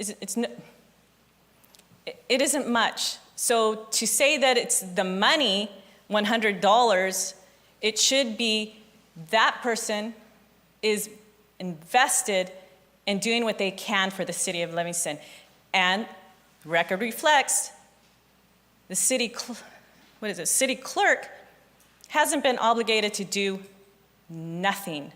And we've let this go by for so long until it was brought forward. And I know I asked that question when we had the previous city manager, then we had another city manager, and now here it is. We can solidify how this job pans out for the future. And so I say, let's take care of it. We've got some options. But we did have someone willingly wanting to do all the duties as stated. Not one, me being the exception, wanted this person in there. But you chose to put someone in there that is not willing to do the job, or else this wouldn't be, well, it needs to be taken care of. This needs to be put in writing. And it already is. But no, you appointed somebody that is not here to do the job that they're supposed to do according to government code. And when I tell people that we had somebody that wanted the position, they're like, hey, what's going on with that? So let's be accountable moving forward with the people that we put in these positions and not just keep trying to pawn it off on a deputy city clerk, one that is under the direction and management of our city manager. Not their job to keep on pawning it off on somebody that, with a job description under section 176, deputy city clerk responsibilities, they already have their responsibilities. They're already given to them under a job description. Make the city clerk do the job that they were elected to do. The current one we have was appointed by you. Moving forward, he needs to be held accountable to the duties that are here.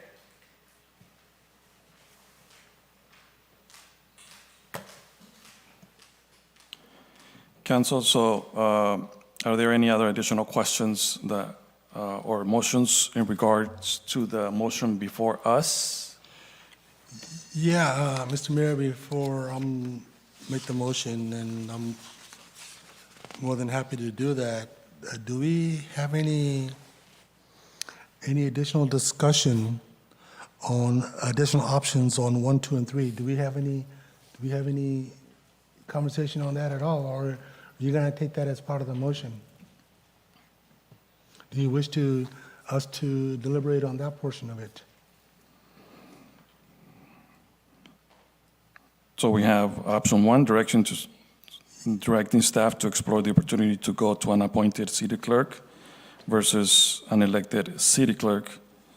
Item number 2, directing staff to bring back the necessary information to add an item to the November 2024 ballot, allowing for voters to weigh in on this item. Or 3, other direction as provided by the council.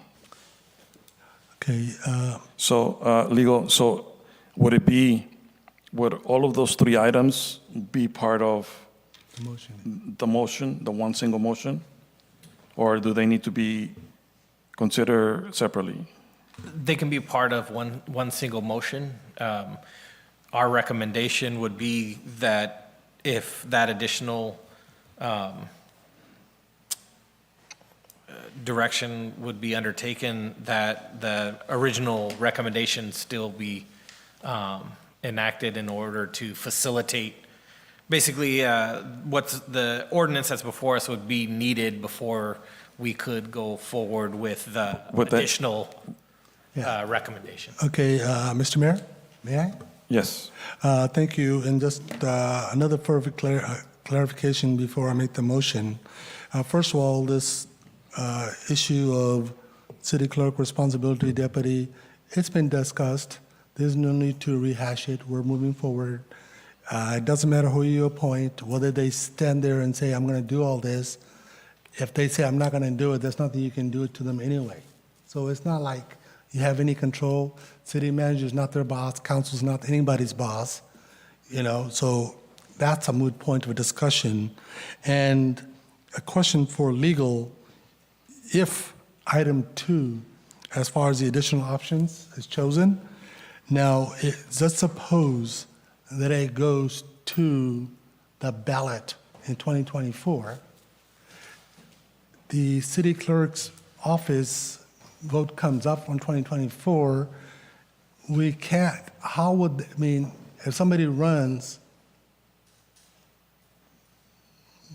and the citizens vote to say, we want to go appointed, it can't affect that particular election because the decision was already made, correct? How would that work? I'd have to look in to see if there's any, it's kind of a gray area, so I'd have to look to see if we have any precedent on point, because it could in fact affect the outcome of the election, meaning that there would no longer be an elected position. So even though the individual ran and won, that position could potentially be removed. Yeah, but then, and that was the question is, the voters said, we want to appoint a position, but now we've already voted for this person, so it becomes, what is, if item 2 is chosen and there's a consensus to move forward, and legal does a further research and comes back and says, can that option be amended at the second reading, or would have to go hook, line, and sinker, as it were, the whole thing?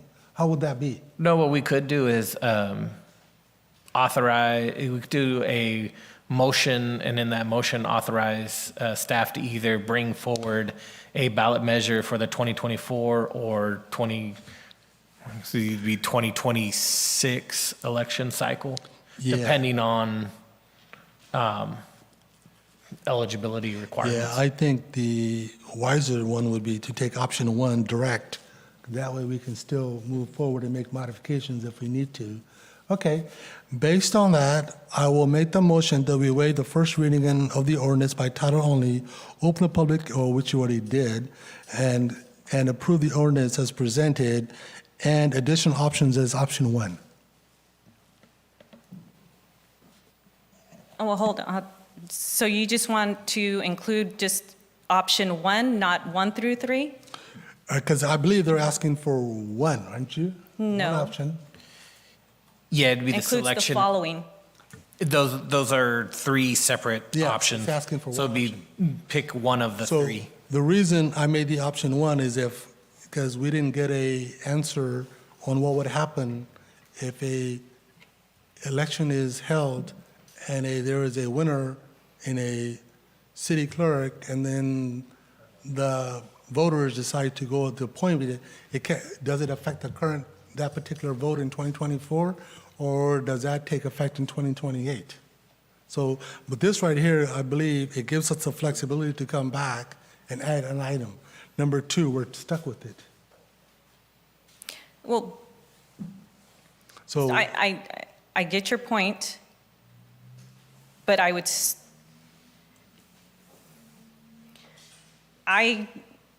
just how they've elected, I would want the voters to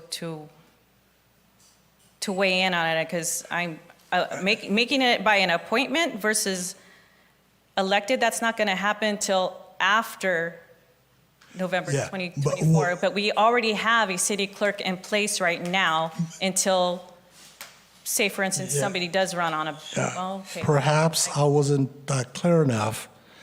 Number 2 says, staff, write up the measure to put on the 2024 ballot. That's exactly what number 2 says. Staff, do this. Number 1 says, bring it back to give us both options, and we can go ahead and still pick a appointed, to send it to the voters to be appointed or elected. So we can still write that measure up. Okay. So Yeah. I think, Absolutely. I think that verbiage needs to be included, that we have that, how Gopal has stated it, so Yeah. that the voters can say that, because it's Voters- almost the same thing, it's just more clarification, solidifying what it is.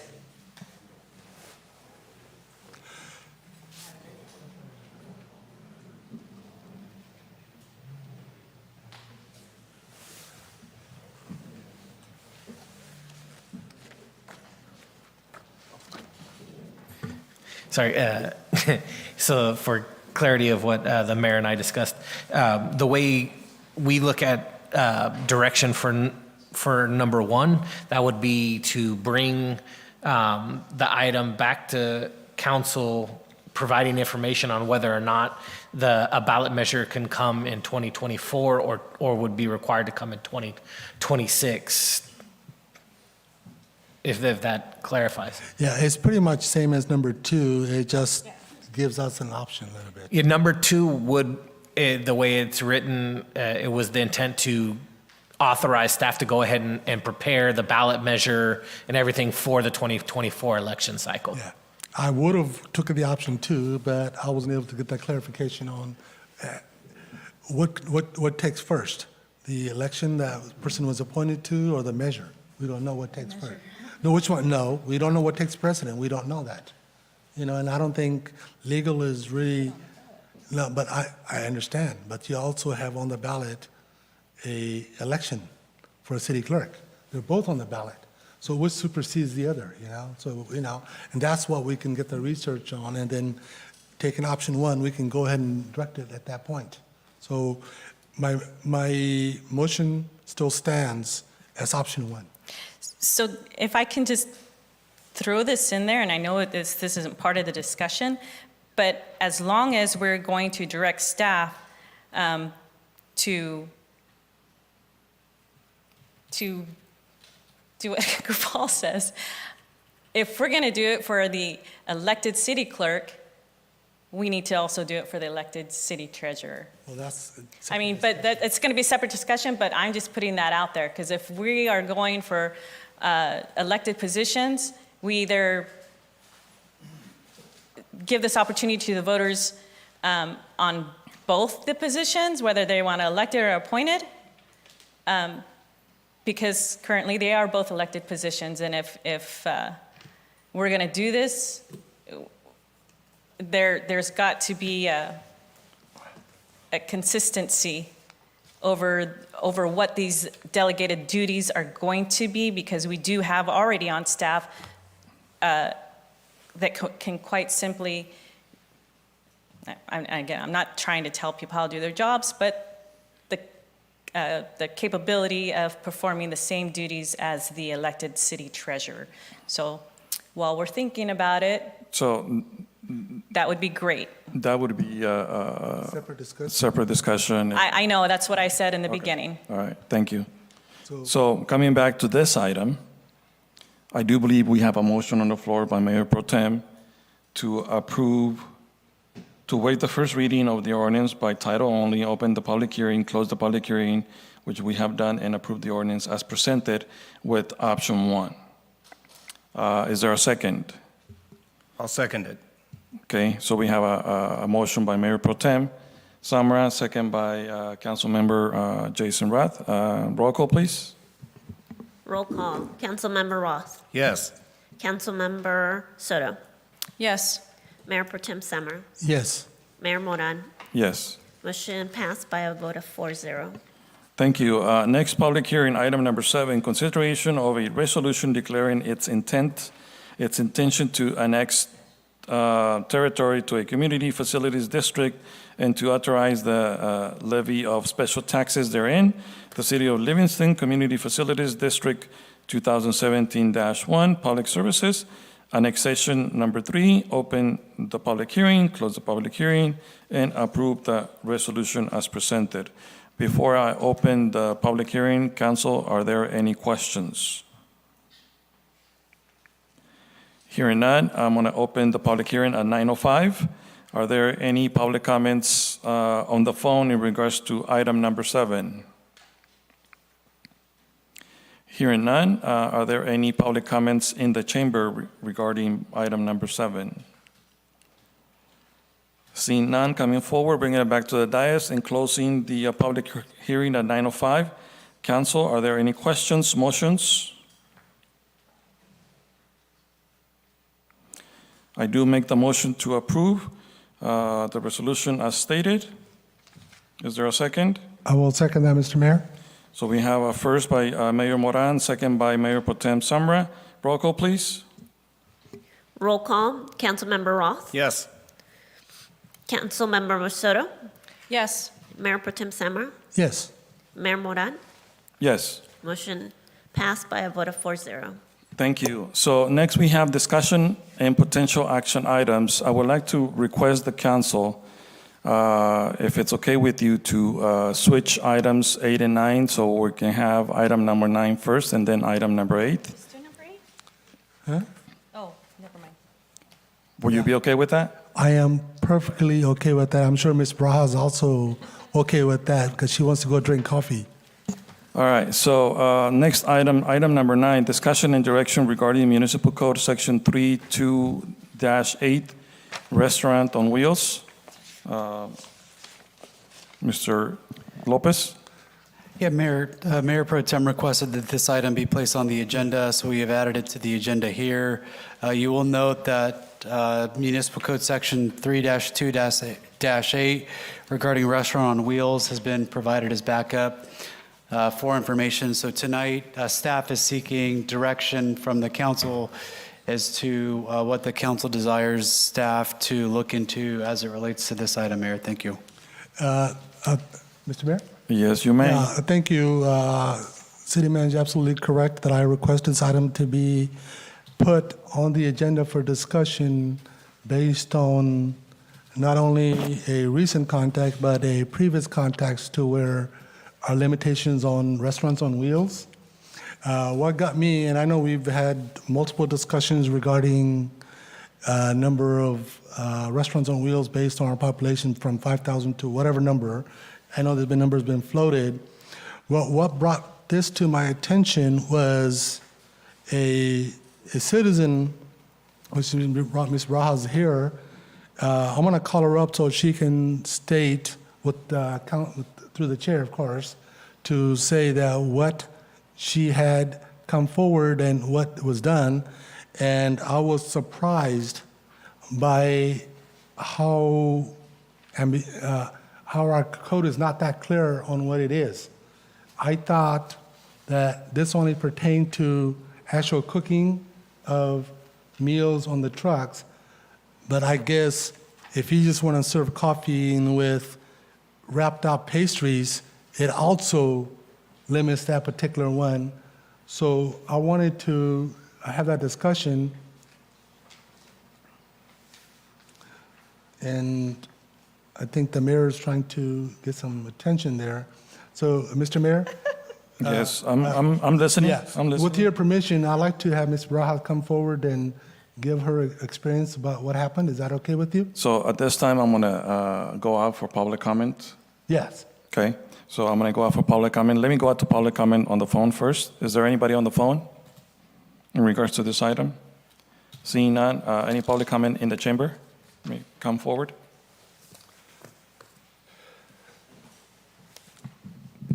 All right, so I had called and. Please identify yourself. Hello, my name is Zareni Barajas, and I'm here in regards to what we're discussing. I had gone into the city hall and requested an application. I identified that I was not going to be serving food. If not, it was just going to be a coffee trailer. And I was told that my application would not be approved right off the bat, which was a little discouraging. But furthermore, I took the application, started doing my research, contacted Merced County, could still talk to my vendors and so forth. And I got a call from Miguel. Very nice, told me all the regulations. I still went onto the site. There was nothing that really stated food versus drinks.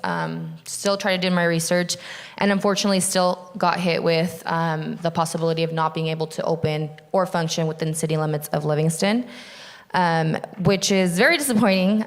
But my thought is there's no food. According to Merced County, we're not even considered food because we won't be required a hood. We're not cooking anything that is meat related or anything like that. All of our vendors are approved by the city and will be packaged. I will have proper refrigeration within our trailer. So that will limit anything that had to do with the health department, any concerns and so forth. Obviously, pending their approval. So it was very discouraging to know that Livingston just completely shut the opportunity down without having a meeting or a discussion or giving me any leeway as far as what I can do on my end to get any clarifications or a path to move forward. I was just simply told $5,000 per food truck, and we had not met the 15,000 population in Livingston. So if there's any way that we can open up a discussion as to how small businesses can move forward and stay in Livingston versus having to go to Turlock or Merced. They don't need any more business, Livingston does. And I think that's the main reason why I'm advocating to keep it here. Thank you.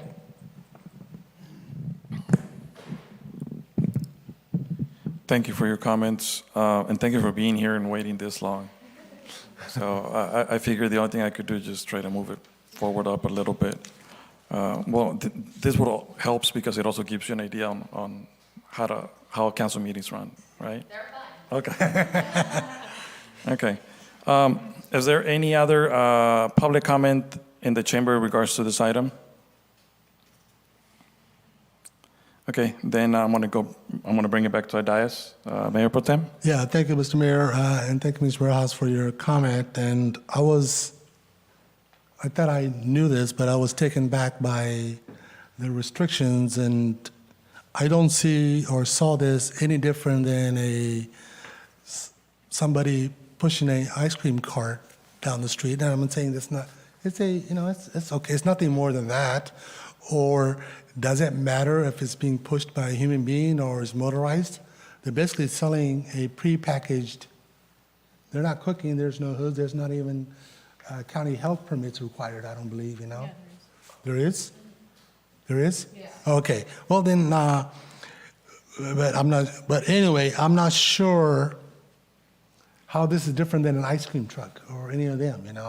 So, but we need to clarify, and also maybe time has come that we visit that does it 5,000 per resident really still hold true? We have 2 trucks, and I'm sure each of us has been contacted on who knows how many others that want to move forward. So we do need to have that discussion, and this was just to bring it forward. And I'm requesting the council, I'm not sure if this is basically a code section. I don't know if it needs to go through other agencies. Not, I mean, planning, but or is it just something that the council can deal with on its own, or does it need to go through other portion of it? I'm not sure. So No, doesn't require planning commission direction. It's something that comes Yeah. straight to the city council. Yeah, and then also, I ask that we revisit this issue or visit this issue sooner than later, if it's possible, and also clarify exactly what is restaurant on wheels. No, I mean, I understand, but I always thought, and I know I see that, but I always thought that it's where you take raw ingredients or ingredients and it's cooked and heated and done, or is it just somebody saying, would you like coffee and we have a pastry or an ice cream out of the refrigerator or freezer, are they both the same? I don't know. And that's, I think as time has come that we explore that and clarify a little more. So, quick question, and maybe I missed it because, I was multitasking.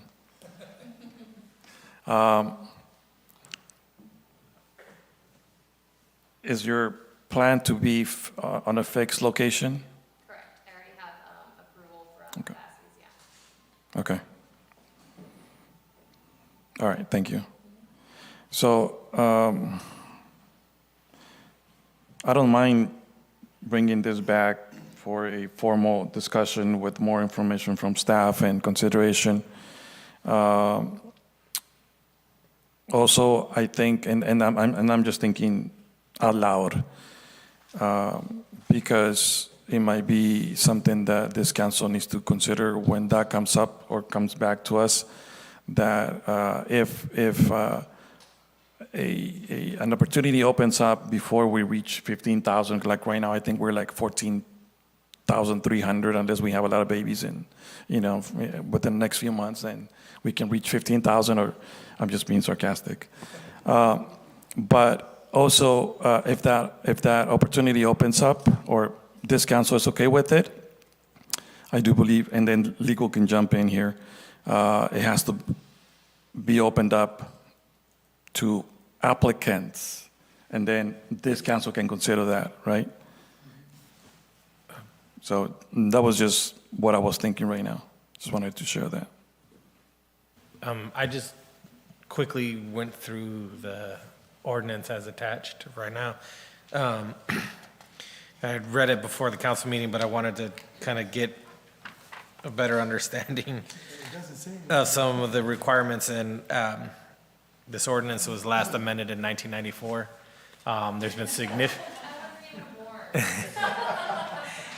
There's been some significant changes to the legal requirements for itinerant vendors. So I would recommend that this be something that's reviewed by legal and a update prepared for the city to bring it into compliance with current legal requirements. And that's, So, sorry, go ahead. so in addition to that, thank you for coming forward on your item, because it has been a concern. But even under the ordinance, Restaurant on Wheels 3-2-8, we are subject to everything 3-2-4 of this chapter. So anything that came before this specific one pertains to this Restaurant on Wheels. And like everything else in our ordinances, in our general plan, in our lack of other things, we need an update. So I'm glad that we're having this discussion, because for us as a council, don't want to speak for everybody else, but I'm part of the Hispanic Chamber, and I advocate for small businesses. So congratulations to you for coming forward with your business and wanting to open up a storefront, because that's how we are here, small businesses. It keeps our community going. So congratulations on moving forward with that.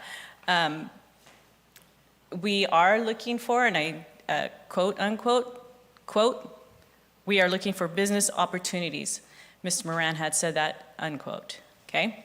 So Thank you for that. So additionally, when we want to continue this item, my suggestion would also bring in another agency, the health department, so that they can clarify exactly what types of businesses, because throughout Merced County, there have been shutdowns and just a lot of controversy on street vendors.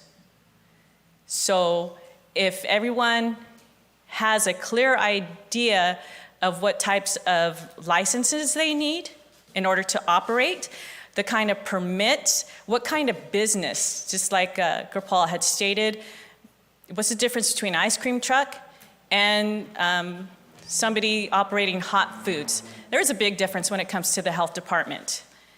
And our job here as a council is to make sure that we ensure that health and safety all the way around. So if we had the input from the health department to clarify and give us a better idea, because that is coming down through state on what is allowed by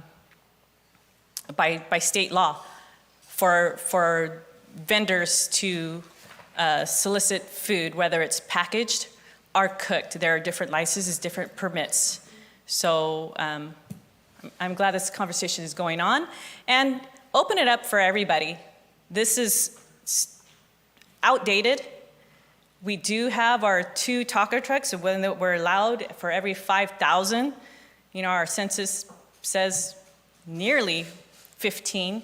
So that's putting a limit, the taco trucks that are here, okay, but we need to have some type of a rotating schedule, or that day permit that's permissible in our ordinance. That they could come here, pay this, come through, and we can blow that up on our social media through recreation and say, hey, you know what? This such and such vendor is going to be here on this day. Help support these small businesses. So I'm all for getting this all straightened out. But I mean, I know I have a question. I don't want to put, I'm going to put you on the spot anyways. But who gave you that authority that it was a hard no for you to not go through with your application? So can you come to the mic, please?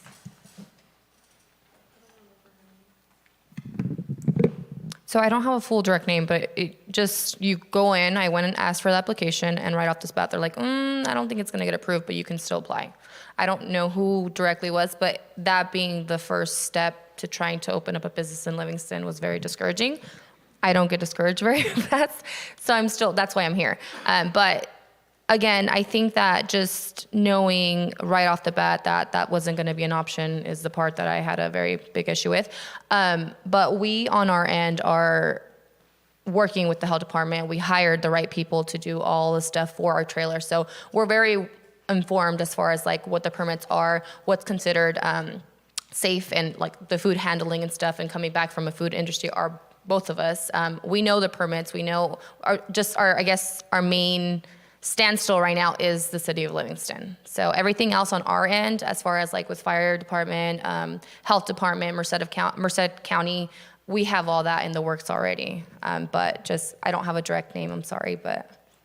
And then, hi, my name's Jenny Barajas. I do remember the person mentioning that there was a list, so if we were to submit the application, we would be last on that list. So I'm guessing there's other people also wanting to start like a restaurant on wheels, so I wonder if that list is gonna be looked at or how that's gonna work moving on forward.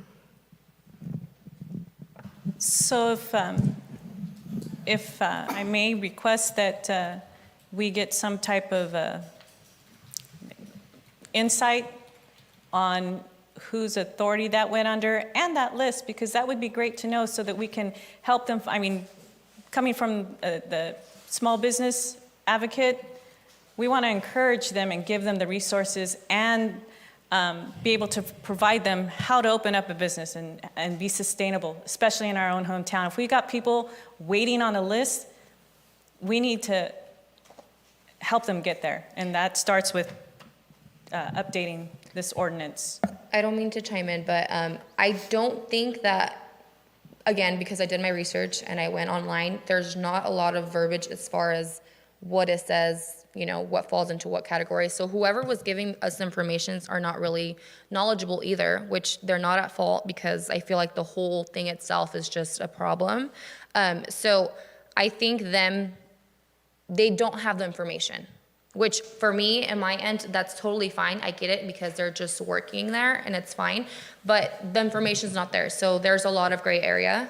So I think the easy route is to say, okay, there's gonna be a list. You can be put on the list. You can file your application, but your application might be seen is what we got out of it. But I think that if for some reason this can come back and we can, you know, Mayor, start the discussion with everybody, this will build the opportunity for so many other small businesses to come and keep the business in Livingston, not go else. Again, if I wanted to go and open it up in Turlock or Merced, and we have all that already, but I don't. I want to stay in Livingston because I've been here my whole entire life. And so if I have to come to 500 other meetings, I totally will. But I think that, again, you know, that's just something that needs to be updated. And hopefully 5 to 10 years from now, we have a Livingston Grub Hub or something where it's not just catered to Livingston, but it's everybody. Livingston's in the heart of California. So we've done our research too on how many cars pass by through the freeway. So having obviously that prime location, which again, I don't want to just throw the Bassies out there, but we've had talks of, you know, bringing more mobile trucks, and this is just a stepping stone that we're able to pave out for anybody else that's trying to come and build something here in Livingston and keep it here in Livingston. And then, you know, hopefully long-term, donate back to the Livingston High School, donate to our athletic, you know, groups and stuff. Like, I have kids, so I want them to stay here. So this is just a small little picture of what this conversation can start and roll out, hopefully long-term. Thank you for that. I appreciate that, and I'm glad that this was your first step. Coming forward and you wanting to stay in Livingston, congratulations for that. I really encourage you. I just find it very concerning that your response was a hard no without, like what you said, I'm not trying to make excuses for anybody, but without information, without having that type of information and being told straight out the door, no, you can't do something, and you're pretty persistent. If you want to come to 500 meetings, I think you should run for council if you want to be here. But thank you for that, coming forward and letting us have a long overdue conversation about the small businesses and storefronts coming to Livingston, because we need them. Yeah, and Mr. Mayor, I'd like to ask staff, what is the timeline or more, just, I know we're not going to go exactly, what is expectations from the staff to have this before us for the next step? Mayor Pro Tem, if I could provide a little bit more context, because I think there's some details that the council should be aware of. The first thing is that I think what the individual is referencing is what's classified in the Muni Code as restaurant on wheels. And there's a lot to be desired here. And it really, to the point that the individual made, it makes a reference to restaurants on wheels are subject to section 3-2-4 of this chapter, with the exception that 1 for every 5,000 population is allowed at a fixed location upon obtaining a use permit. So right then and there, the city has capped the number of restaurants on wheels to 2 until the city reaches 15,000. So I think the first thing, in terms of whether the council wants to weigh in on a different policy variation on that, is what are the options that the council might consider? Does the council want to consider things such as different types of businesses? The individual mentioned that she does coffee. Right now, I think you've got strictly what we would classify as food in terms of tacos, right? So right now, the current ordinance as it stands limits what we currently have in the city to basically just food as we know it, not coffee, or let's say someone wanted to do desserts, or someone wanted to do other types of truck vending. So the question really is, as I see it, is there probably needs to be some more substance that's added to the restaurant on wheels. In the last 10 years, you've seen a big increase in the number of food trucks. That's probably something that the council may want to weigh in on. So I would recommend that this section, that we bring something back that the council could sink their teeth into with respect to what that food truck section looks like. And then the second thing that Roy brought up, which is I think critically important, is the section related to what most people refer to as sidewalk vending. And I think that's what is also needing to be updated as well, because there's probably some that do sidewalk vending, but there's probably also some, I know the individual mentioned that she has a fixed location, but there's probably some that want to do maybe one location in the north part of town, then the south part, and then the east part. And that really, as Roy pointed out, this ordinance is stuck, 30 years ago. So my recommendation to the council would be, let's explore and bring back some options as it relates to food truck vending, so that the council can see what a modern ordinance looks like for that. And then also, too, that we update the section of the ordinance as it relates to sidewalk vending, and then not the permanent location with respect to a potential food truck. That's largely going to be dependent upon how much time it takes legal to develop kind of a best practice ordinance for the council to look at. So I would defer to Roy on that. But as I'm looking at it, this definitely needs to be modernized to what is happening in today's society and today's cities as it relates to food trucks. So even with that being said, this also with 3-2-4, like I said before, it includes not just food, the dry goods, the packaged.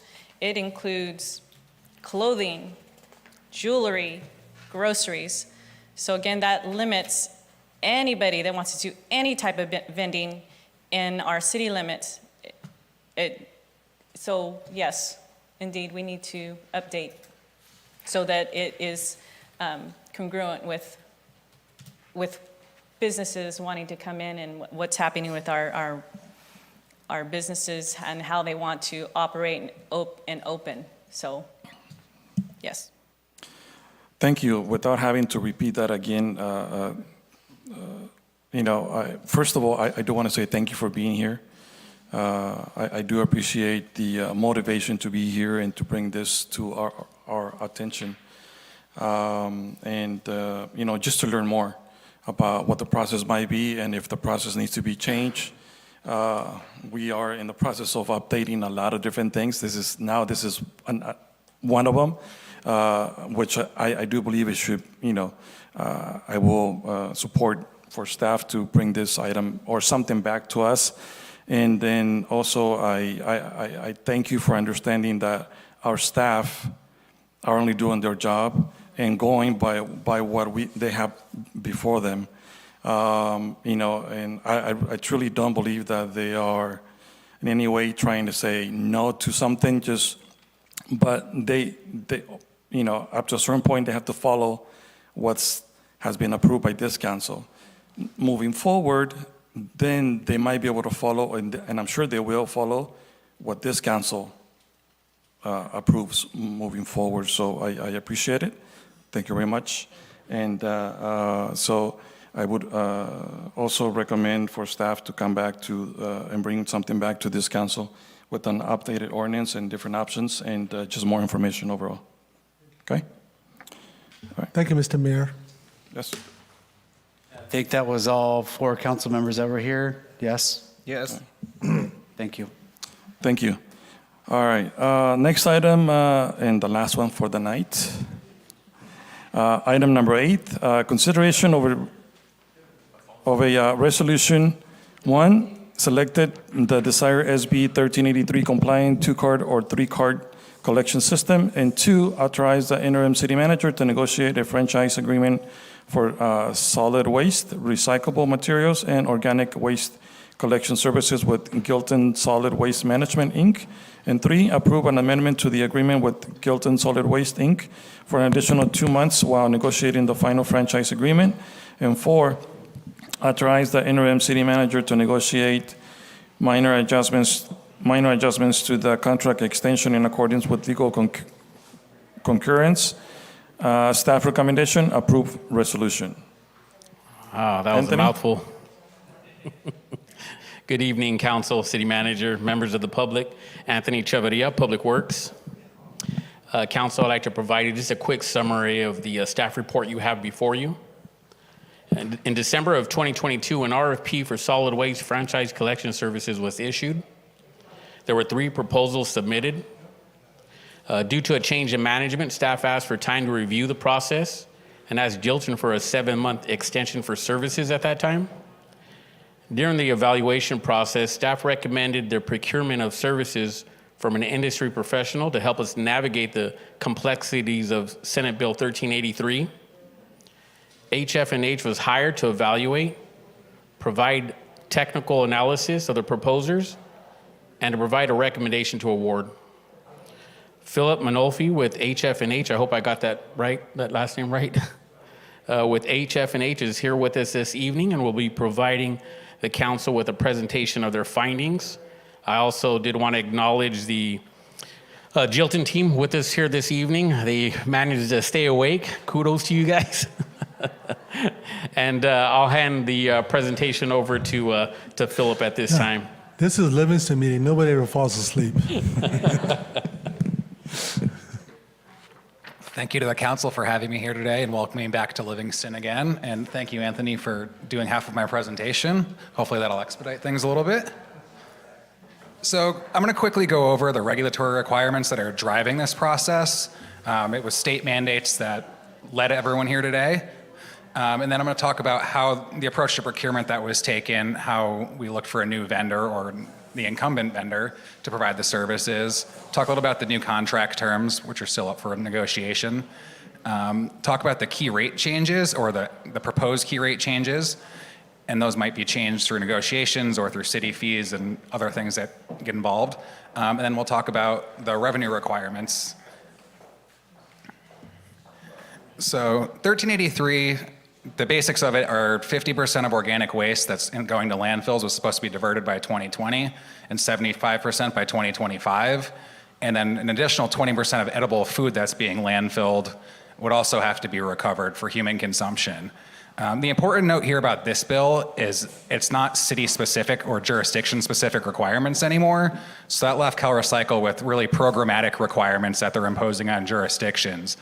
And if a jurisdiction fails to implement these programs, they can be fined up to $10,000 per day per violation. Some of them are less, but the major violations, like not providing the organics collection service, things like that, could subject you to massive fines. So I'll try to keep it brief, but it's 175-page regulations. So let me know if you have questions when we get to that section. The first and biggest change for a lot of jurisdictions is implementing organics programs. So you have to divert things like green waste and food waste from going in the landfill. And there's multiple different pathways for this. You can use 1 container, 2 container, 3 containers, 4 containers. And they even specify the colors, the labeling, the education that goes with it. As a jurisdiction, you're required to have ordinances and policies requiring participation from all of your generators and also inspect and enforce compliance. So you need to go out and make sure that people are actually following the regulations. You also have to educate generators as you implement new programs. It specifies what you need to educate them on, the benefits of methane reduction, how to properly source separate. There's even language requirements. In addition to that, because we're diverting all this organic waste from landfill, the state decided that we needed markets for all of this compost and materials that are coming out of the diverted organics. And you're a lucky jurisdiction who gets to procure some of that. So there's procurement targets of 0.08 tons of organic material per capita. And then finally, you're required to keep voluminous records and reports and report to CalRecycle. This is significantly more than it has been in the past. Through this procurement process, the goal was to delegate as much of this as possible to a direct service provider to minimize the impacts on the city staffing and city budgets. So in terms of procurement, the city decided to do a competitive RFP for services. It assures the city council and the ratepayers of the best value. You can see what the market has to bear. Additionally, it allows for some flexibility in approaches. There's multiple service providers in the region. People have different infrastructure, different ways of doing it. So it allowed us to evaluate all of the options, determine which was the best value for the city, which one may offer the cheapest rates. There's a lot of benefits and cons to different approaches. And then finally, we were contracted to help with the evaluation process. So the key highlights of the contract are modernized agreement, so it's going to comply with state laws. The duration's a 10-year contract with an option to extend for 5. 10 years is a typical depreciation cycle of something like a collection vehicle. There's going to be updated education and outreach programs, so that'll help educate the public on what needs to be done and how to properly participate. There's expanded record keeping and reporting, so we'll be receiving a lot of the data that's necessary to pass on to the MCRWMA and the state eventually. And then there's an annual CPI adjustment to the service rates. So here's where it gets a little convoluted, and I apologize for all the numbers.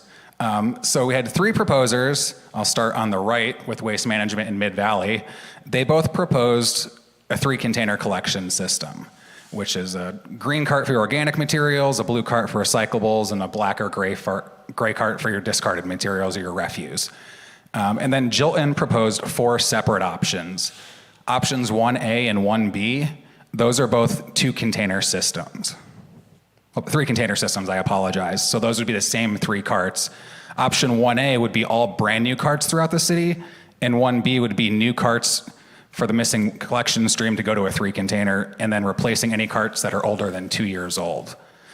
Options 2A and 2B are a 2-container stream, what your residents are currently used to with a refuse and an organics container. 1A again being all new carts, and 1B being replacing carts that are over 2 years old. So these are the proposed rates for different service levels, the most common ones that you would see. But when you look at rates on their own, it doesn't really always tell a story. People have different rate structures. Sometimes commercial is more subsidized, so residents have cheaper rates. Sometimes, there's different increments in the cost for different levels of service. So really what matters is the revenue requirement to the proposers. So we multiplied the service levels currently in service, and then we also projected out what might change under 1383 as you're required to roll out additional containers. And what we found is that the 2-container system, using existing carts and replacing everything over 2 years old, was a little under $2 million a year in revenue for recurring revenue.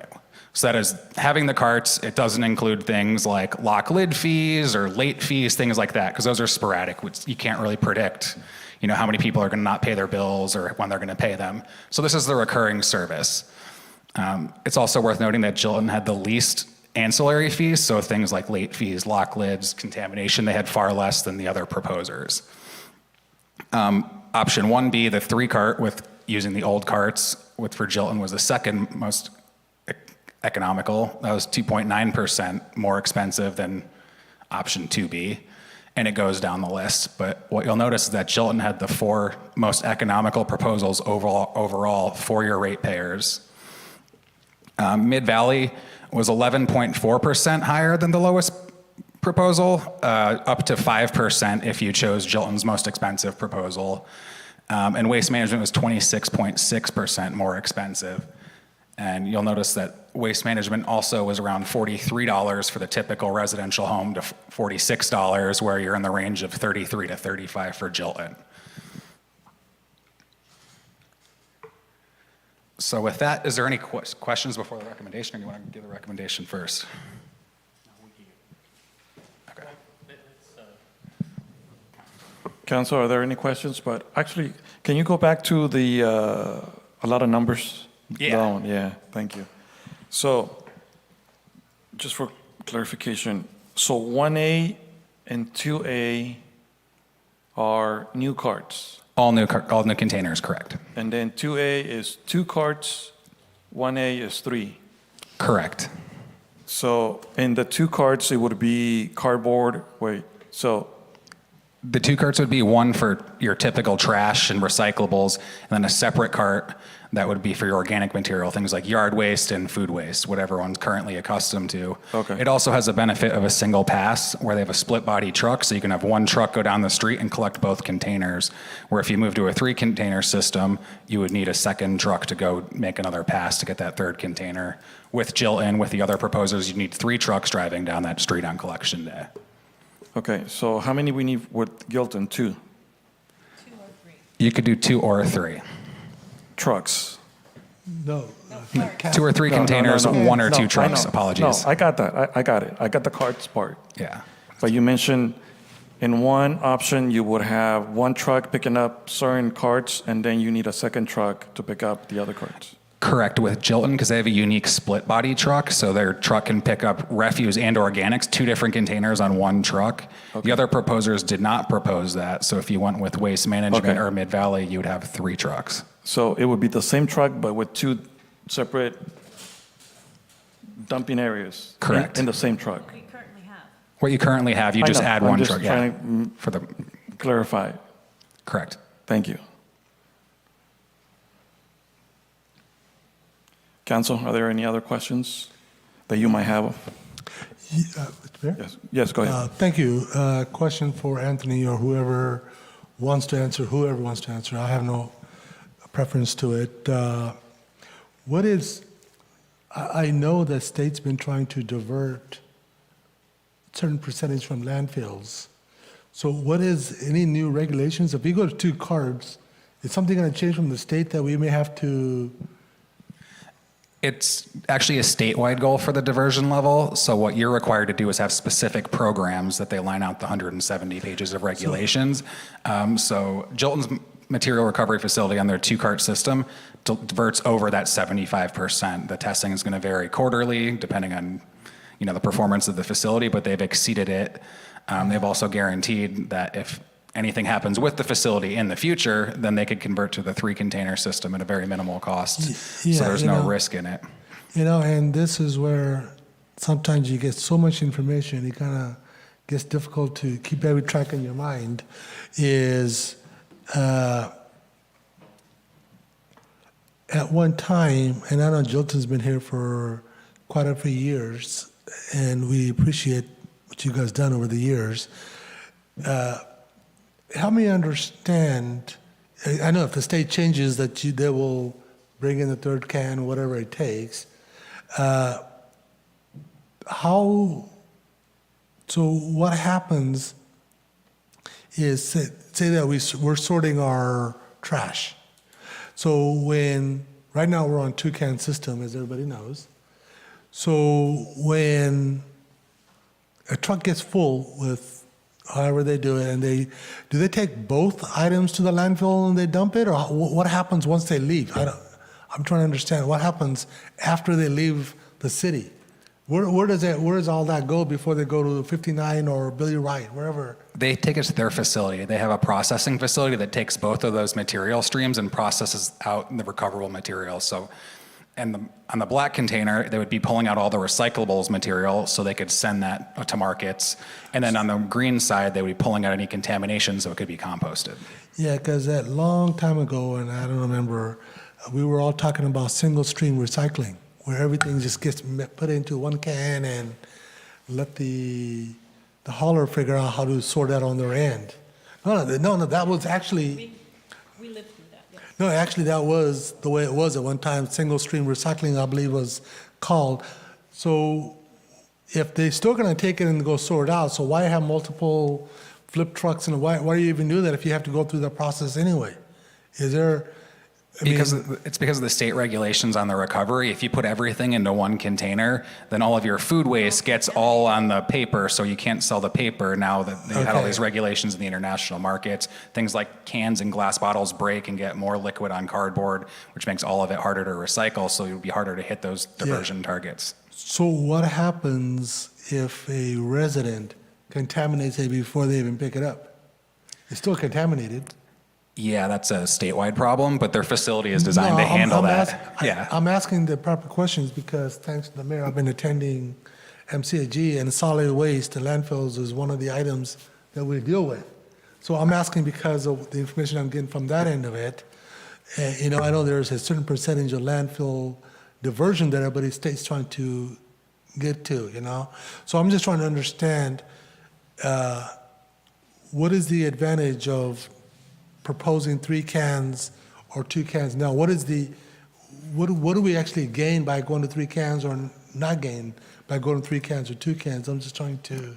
Well, first off, I'd like to say I appreciate your nuanced perspective. You said this was difficult, but it sounds like you know a lot of it. I do. I'm asking, Well, it's good to get on public record anyway. So the benefit of the 3 cans is you don't have those diversion percentages. You don't have to hit the 75%. That's a statewide goal. And frankly, our disposal's gone up and the diversion's gone down. So if you have a 3 container, you just have to have the programs and provide education. So if you don't hit a certain percentage of recycling, then that's okay for now. That may change. But if you have the 2 container, then there's specific requirements for what gets diverted from landfill versus what doesn't. So you have a higher percentage. Yeah, it is just my opinion, and there's 3 others, and whatever happens is their trucks are pretty heavy. And each time a truck rolls through the street, and we need to, don't get me wrong, we understand, it takes a certain amount of wear and tear. If you go to 3 cans and now there's no way, those don't have triple dividers, only have dual dividers. That means another truck comes in. It doesn't matter if it's only going to be a certain percentage.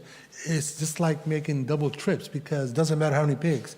So that is causing excess wear and tear, not only on our roads, but I believe for the hauler as well, because now they got to dispatch another vehicle, more time. So there is a advantage, especially if you get a guarantee that if something changes, that we can change. I'm really thinking at this point it doesn't make sense to go to 3 cans. It's better for the hauler, it's better for the city, it's better for everybody. That's my opinion. So if I heard you correctly, you did say, and Gopal did also say this, with the current services we had, if we went to a 3-can container, we would have to choose either Mid-Valley or Waste Management to make that 3rd trip because these are once per week. Jilton could do the 3rd trip. They would have to get a 2nd truck to provide that service on the same day. It would also be a change for your residents and ratepayers versus what they're currently doing, which they need more source separation. It's additional work there. And then as you think about commercial businesses, every person who walks through that door has to be separating as well. So I do have a question. So now, if we would choose to go with the 3-can situation, would there be different days where the cans have to be out, or do they all go out on the same day, or how does that work? They'll go out on the same day. Commercial may be different depending on the routing. Sometimes recycling is collected differently. But a lot of times commercial businesses are, getting serviced in the back of the parking lot, or it's not quite the same as where you're dragging them all out to the curb. So I'm thinking that 3 cans might be best for many residents because it would be easier to kind of figure out, okay, because even right now, sometimes at the beginning, I would get confused, other than green waste, I knew where that went, but sometimes there's some plastics that are not recyclable or some cardboard. And so I remember I used to get a lot of questions from residents. It's like, I only have 2, what goes where? I was like, well, that's a good question. Let me make sure. But, and then I would call in and, call Anthony or, other people to get some more information. But having 3 cans could be beneficial for most people, I think, because it's just easier to figure out what goes where, as far as recyclable. And then I'm thinking, and I think this is what I heard, with 3 cans, there will be less of that product that would be contaminated, and it will be a higher yield of, or less contamination overall, and more of it recycled. Is that right? The problem when you have the 3 containers is the capture rate. So a lot of the members of communities do not participate or recycle correctly. So they'll just be throwing everything in their trash container. So they're not actually pulling out the bottles or the cans or the cardboard or whatever is recyclable. And then you still get contamination because people do what's called wish cycling. So they'll be throwing in something like the packets that you get your dish detergent in that's half metallic, half plastic that has no economic value in the market. So it's actually a little more confusing when you have three, because now rather than just saying, okay, put your food and yard trimmings in here, now you got to figure out, well, what other commodities can go in the blue one? Because a lot of the markets can't bear some of the commodities that come out with lightweighting and everything else happening in our economy. I can agree with that, because when we're looking at what we have currently, like a dirty pizza box would go into the green, yes? It could, yeah. It could. With their facility would cover. Okay, now you're gonna confuse See, everybody. it Either depends- it does or it doesn't. And that's every community is different based on the facilities and what they're doing. The benefit of their facility is that they have screens that would take it out of either. So if it's food soil, then they could divert it either way. And because what we've been used to and what we have to start doing, and everybody, not everybody, but just being more environmentally aware and conscious. So that's why in this thing where it says, public education, and it isn't easy for everybody to decide which container something's going to go into, because we can go into any of our restaurants here and they've already initiated what goes where, and I look at it and say, well, this is not sorted at all, even though it's labeled this way. So again, just being able to educate our public, because I'm used to throwing a pizza box in the green because it's dirty. But I also know that if we had a blue, if it were clean cardboard, it would go there with the clean paper in the blue. But my habit is to save all that and take it to what we have over at our Public Works facility, because we do have that available to our residents here to take all our bottles, plastics, and everything over there that cannot be redeemed for the other recycles. So there's recycles and there's these other recycles, so it's all confusing. So it's not clear cut for everybody to understand. But again, we want to make sure that it's cost efficient and that it doesn't, the 3 trips, we just got our roads fixed. So yeah, we want to be conscious of that as well, but we also have to abide by this law. And I'd add that their education includes labels on the containers. So if you use the old containers, they would sticker them and label them. And then the state requires that you have Pictures. graphic images. Yep. Pictures. So that would be on them. If you got the new carts, they'd be in-molded, which is just a fancy way of saying they're heated in and they last a little longer. Mayor Pro Tem, yes. Yeah, I'm not sure, Anthony, who wants to answer it, maybe the professionals. Does the state allow each municipality to submit, and we do, based on total diversion from landfills, and to all customers combined? Because I'm quite sure Foster Farms does quite a bit of recycling. Yeah, unfortunately. And does that help the city in its percentage of diversions? It does on AB 939 diversion, which is 50% overall diversion. But in terms of SB 1383, it's a completely separate regulation, and Foster Farms does not, that would not alleviate anyone else's requirement. Back in 2019, when MCRWA hired us, the first thing we looked at was, could we get out of this? We tried to see if there was any waivers, and unfortunately, your population's above the threshold for a waiver. So we don't, okay. You're not in a mountain. There's high elevation and low population. And I kind of knew that, but I wasn't exactly sure, but thanks for clarifying. And I don't know how others feel, but I'm just gonna re-add that I think, sake of our roads and everything else and simplicity for our haulers, because each time they roll a second truck, it costs them money and they're gonna pass the cost on to us. It's not cheap to run those trucks. You got somebody sitting in there, and those things are not your economical cars. They're not getting 35 miles to a gallon. You're lucky to get 6 miles to a gallon, if that, you know. Stop and go and all that. And then, you know, and having some of our elderly and, you know, trying to haul out 3 cans from their backyards, it becomes difficult. I think they can barely do 2 yards, you know. So I still think that we need to go 2 cans, but whatever the council decides. So question, why the 2-year, why after a 2-year replacement on a cart? I mean, those things are hecka strong and fighting with them. Why do we have to replace them every 2 years? You don't actually. They last up to 10. The RFP originally called for all new containers, and that's kind of an industry standard practice, is to ask for all new assets in the field. So they provided an alternate proposal saying, you know, anything that was a few years old may not have had the appropriate labeling or anything on it, which is why they offered this approach. And why Jilton offered that approach is because they did roll out a bunch of new garbage cans prior, so it didn't make sense into replacing all of those as well if they're only a year or two old. And where would those be hauled off to?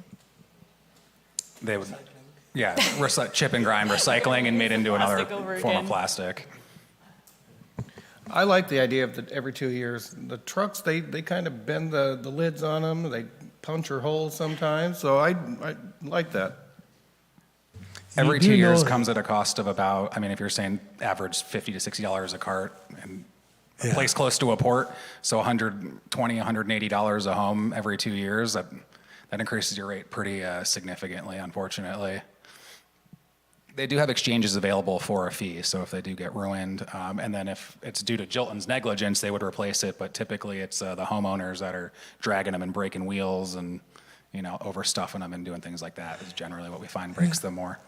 You ever dragged out a green waste when it's full of yard grass? We're lucky we're not getting hernias trying to move those things out, you know? I did backyard service in Palos Verdes, so you take your carts and you dump 5 of them into one, and then you drag the 200-gallon down the quarter-mile driveway. So I feel your pain. Yeah, and you got to put them on the road someplace, and they bounce and they hit and breaking wheels, and we call them, and they've been good. They come out and change it, you know, but still, you know. If we could go to the recommendation slide. So on this slide, council staff recommends that the city council, 1, select the desired SB 1383 compliant 2-cart or 3-cart collection service. Both are SB 1383 compliant. 2, adopt a resolution of the city council of the city of Livingston authorizing the interim city manager to negotiate a franchise agreement with Jilton Solid Waste. 3, approve an amendment to the agreement with Jilton Solid Waste Management to extend the agreement for an additional 2 months while negotiating the final franchise agreement. And 4, authorize the interim city manager to negotiate minor adjustments to the contract extension in accordance with legal concurrence. Thank you. So if I heard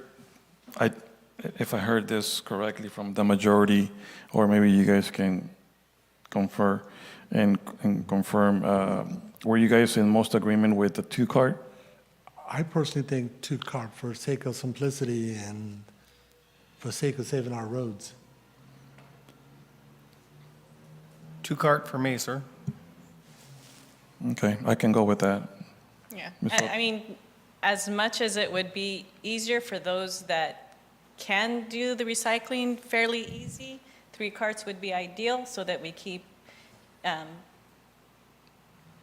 our compost away from what could be, you know, truly recycled in the end, but 2 carts for the sake of simplicity and for, you know, better management of our city funds in order to complete this, and just totally education, letting our residents know that there is recycling over here at the Public Works, that they could take their clean cardboard, their other things, the glass, the other plastics that aren't,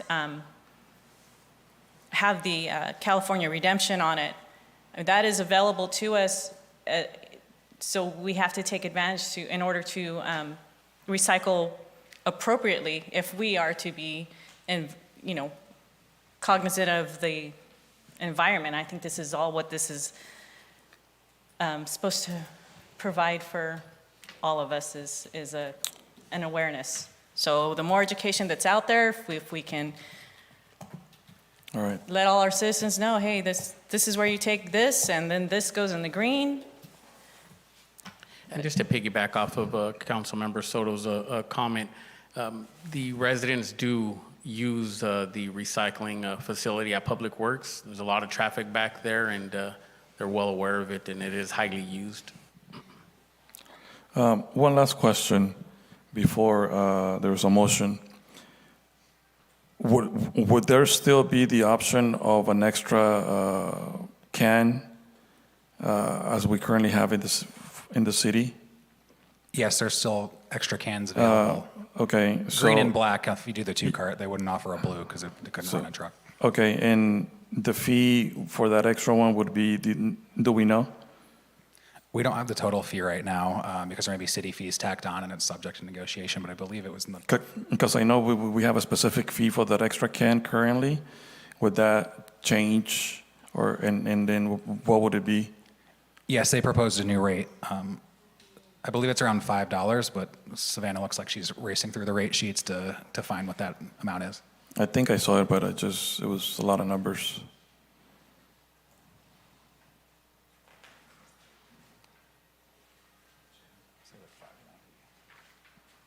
If not, that could.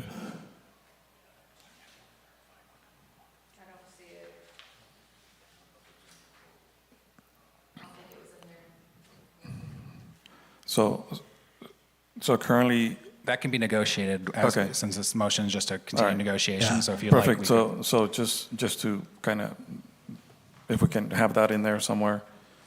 What that'll do is that'll change the motion, the recommendations, so. Well, no, it would go to number 4. Because it's already in there as negotiated, the city manager will negotiate that. Yeah. Okay? Okay. All right. And I guess the other clarification, since it sounds like a 2-cart system, is if whether you want to 2-cart. replace all of them or right or now, keep the ones. We don't have a motion yet. Not yet. We're still. So. There's another part to that 2-cart system. Does council want to replace all of the carts with new carts, or just replace the carts that are only the ones that are 2 years or newer, or older, 2 years and older? How would they know which one is 2 years older or not? There's no way to identify it, is there?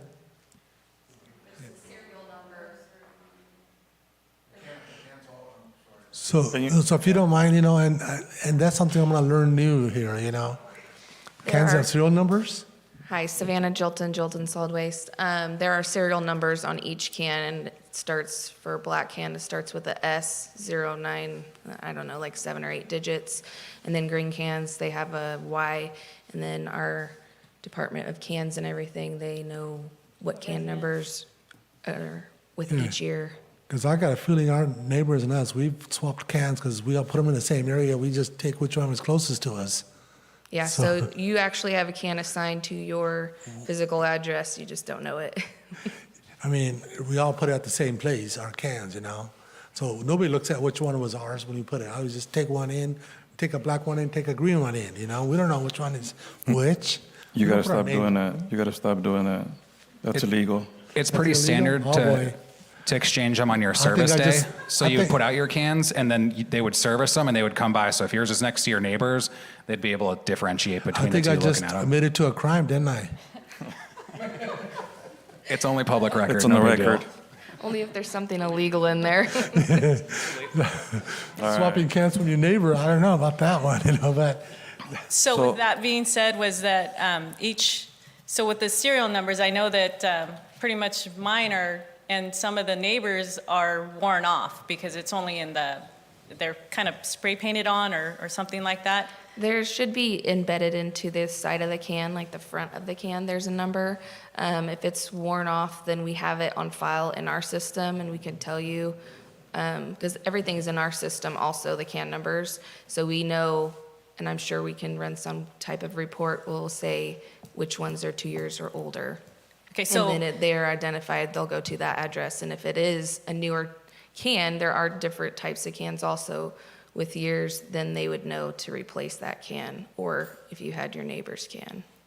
So when that was done, so if that was done, like, was it done in a way that, say, for instance, in our little cul-de-sac, would all of those because if we were all given new cans at one time, they're all going to be replaced. So it's like, did you do this like in quadrants for the city so that?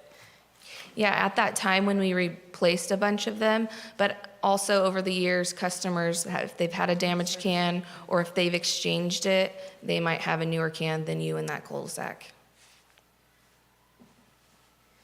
I'm not going to fight you for a garbage can. Thank you. Okay, so I think we covered part of phase one. I think we're in agreement with the 2 cans, right? Okay. Now the next one is, do we just keep the old ones or do we want to? I don't see why you need to just change it because something is 2 years old. It should be based on, does it need replacement? Running something long as you can is an advantage itself. It's good for the environment and good for the pocketbook too. So I guess what that would be option 1B, is that correct? 2B. 2B, I'm sorry. 2B. So the savings is approximately it's $1.60 a month, $20 a year. To me, it's not the 20 cents, it's being conscious of not replacing things just because it's 2 years old. Most of the cans are going to be in pretty good shape anyway, because when a wheel breaks, they're already replaced. Agreed. Yeah. Other than the wheels, most of it doesn't really break. Sometimes kids will knock the lid off or something, but most of the times it's the wheels that go out, So it just doesn't serve it, So, yeah, 2B, I think. Council, any other questions? Is there a motion? Mayor, can you go out for public comment?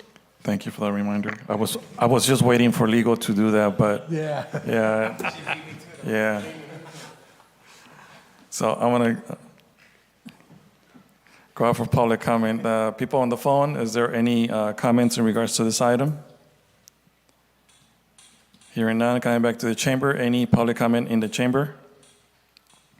Seeing none, bringing it back to the dais. Council, what is your desire? Help me make this, what I want to do. I want to make the motion to 2 cart, what was that, the 2B? 2B, correct. Yeah, 2B. Old? Huh? The old ones? Yeah, keep the old 2B, ones. 2B. And then right here, on the option to adopt a resolution, if we give this direction, are we ready to sign is the city manager, so we need to go back and do like a option 3 for 3-month negotiation, or? I'm sorry, I'm sorry. Sure, the staff recommendations up there, it would be We made the each decision. with 2, 3, and 4. But basically, all of the request is to approve all of those items. Got it, okay. I was trying to say, do we need to, didn't make sense to me. That's why I was kind of confused. So I make the motion again for 2-can system, 2B, and the others 2, 3 as recommended. Okay, so we have a motion on the floor by Mayor Pro Tem Samra. Is there a second? I'll second it. Second by Councilmember Jason Roth. Roll call, please. Roll call, Councilmember Roth? Yes. Councilmember Soto? Yes. Mayor Pro Tem Semra? Yes. Mayor Moran? Yes. Motion passed by a vote of 4-0. Thank you. Next item, we have council direction on future agenda items. Hearing none, meeting is adjourned at 10:12.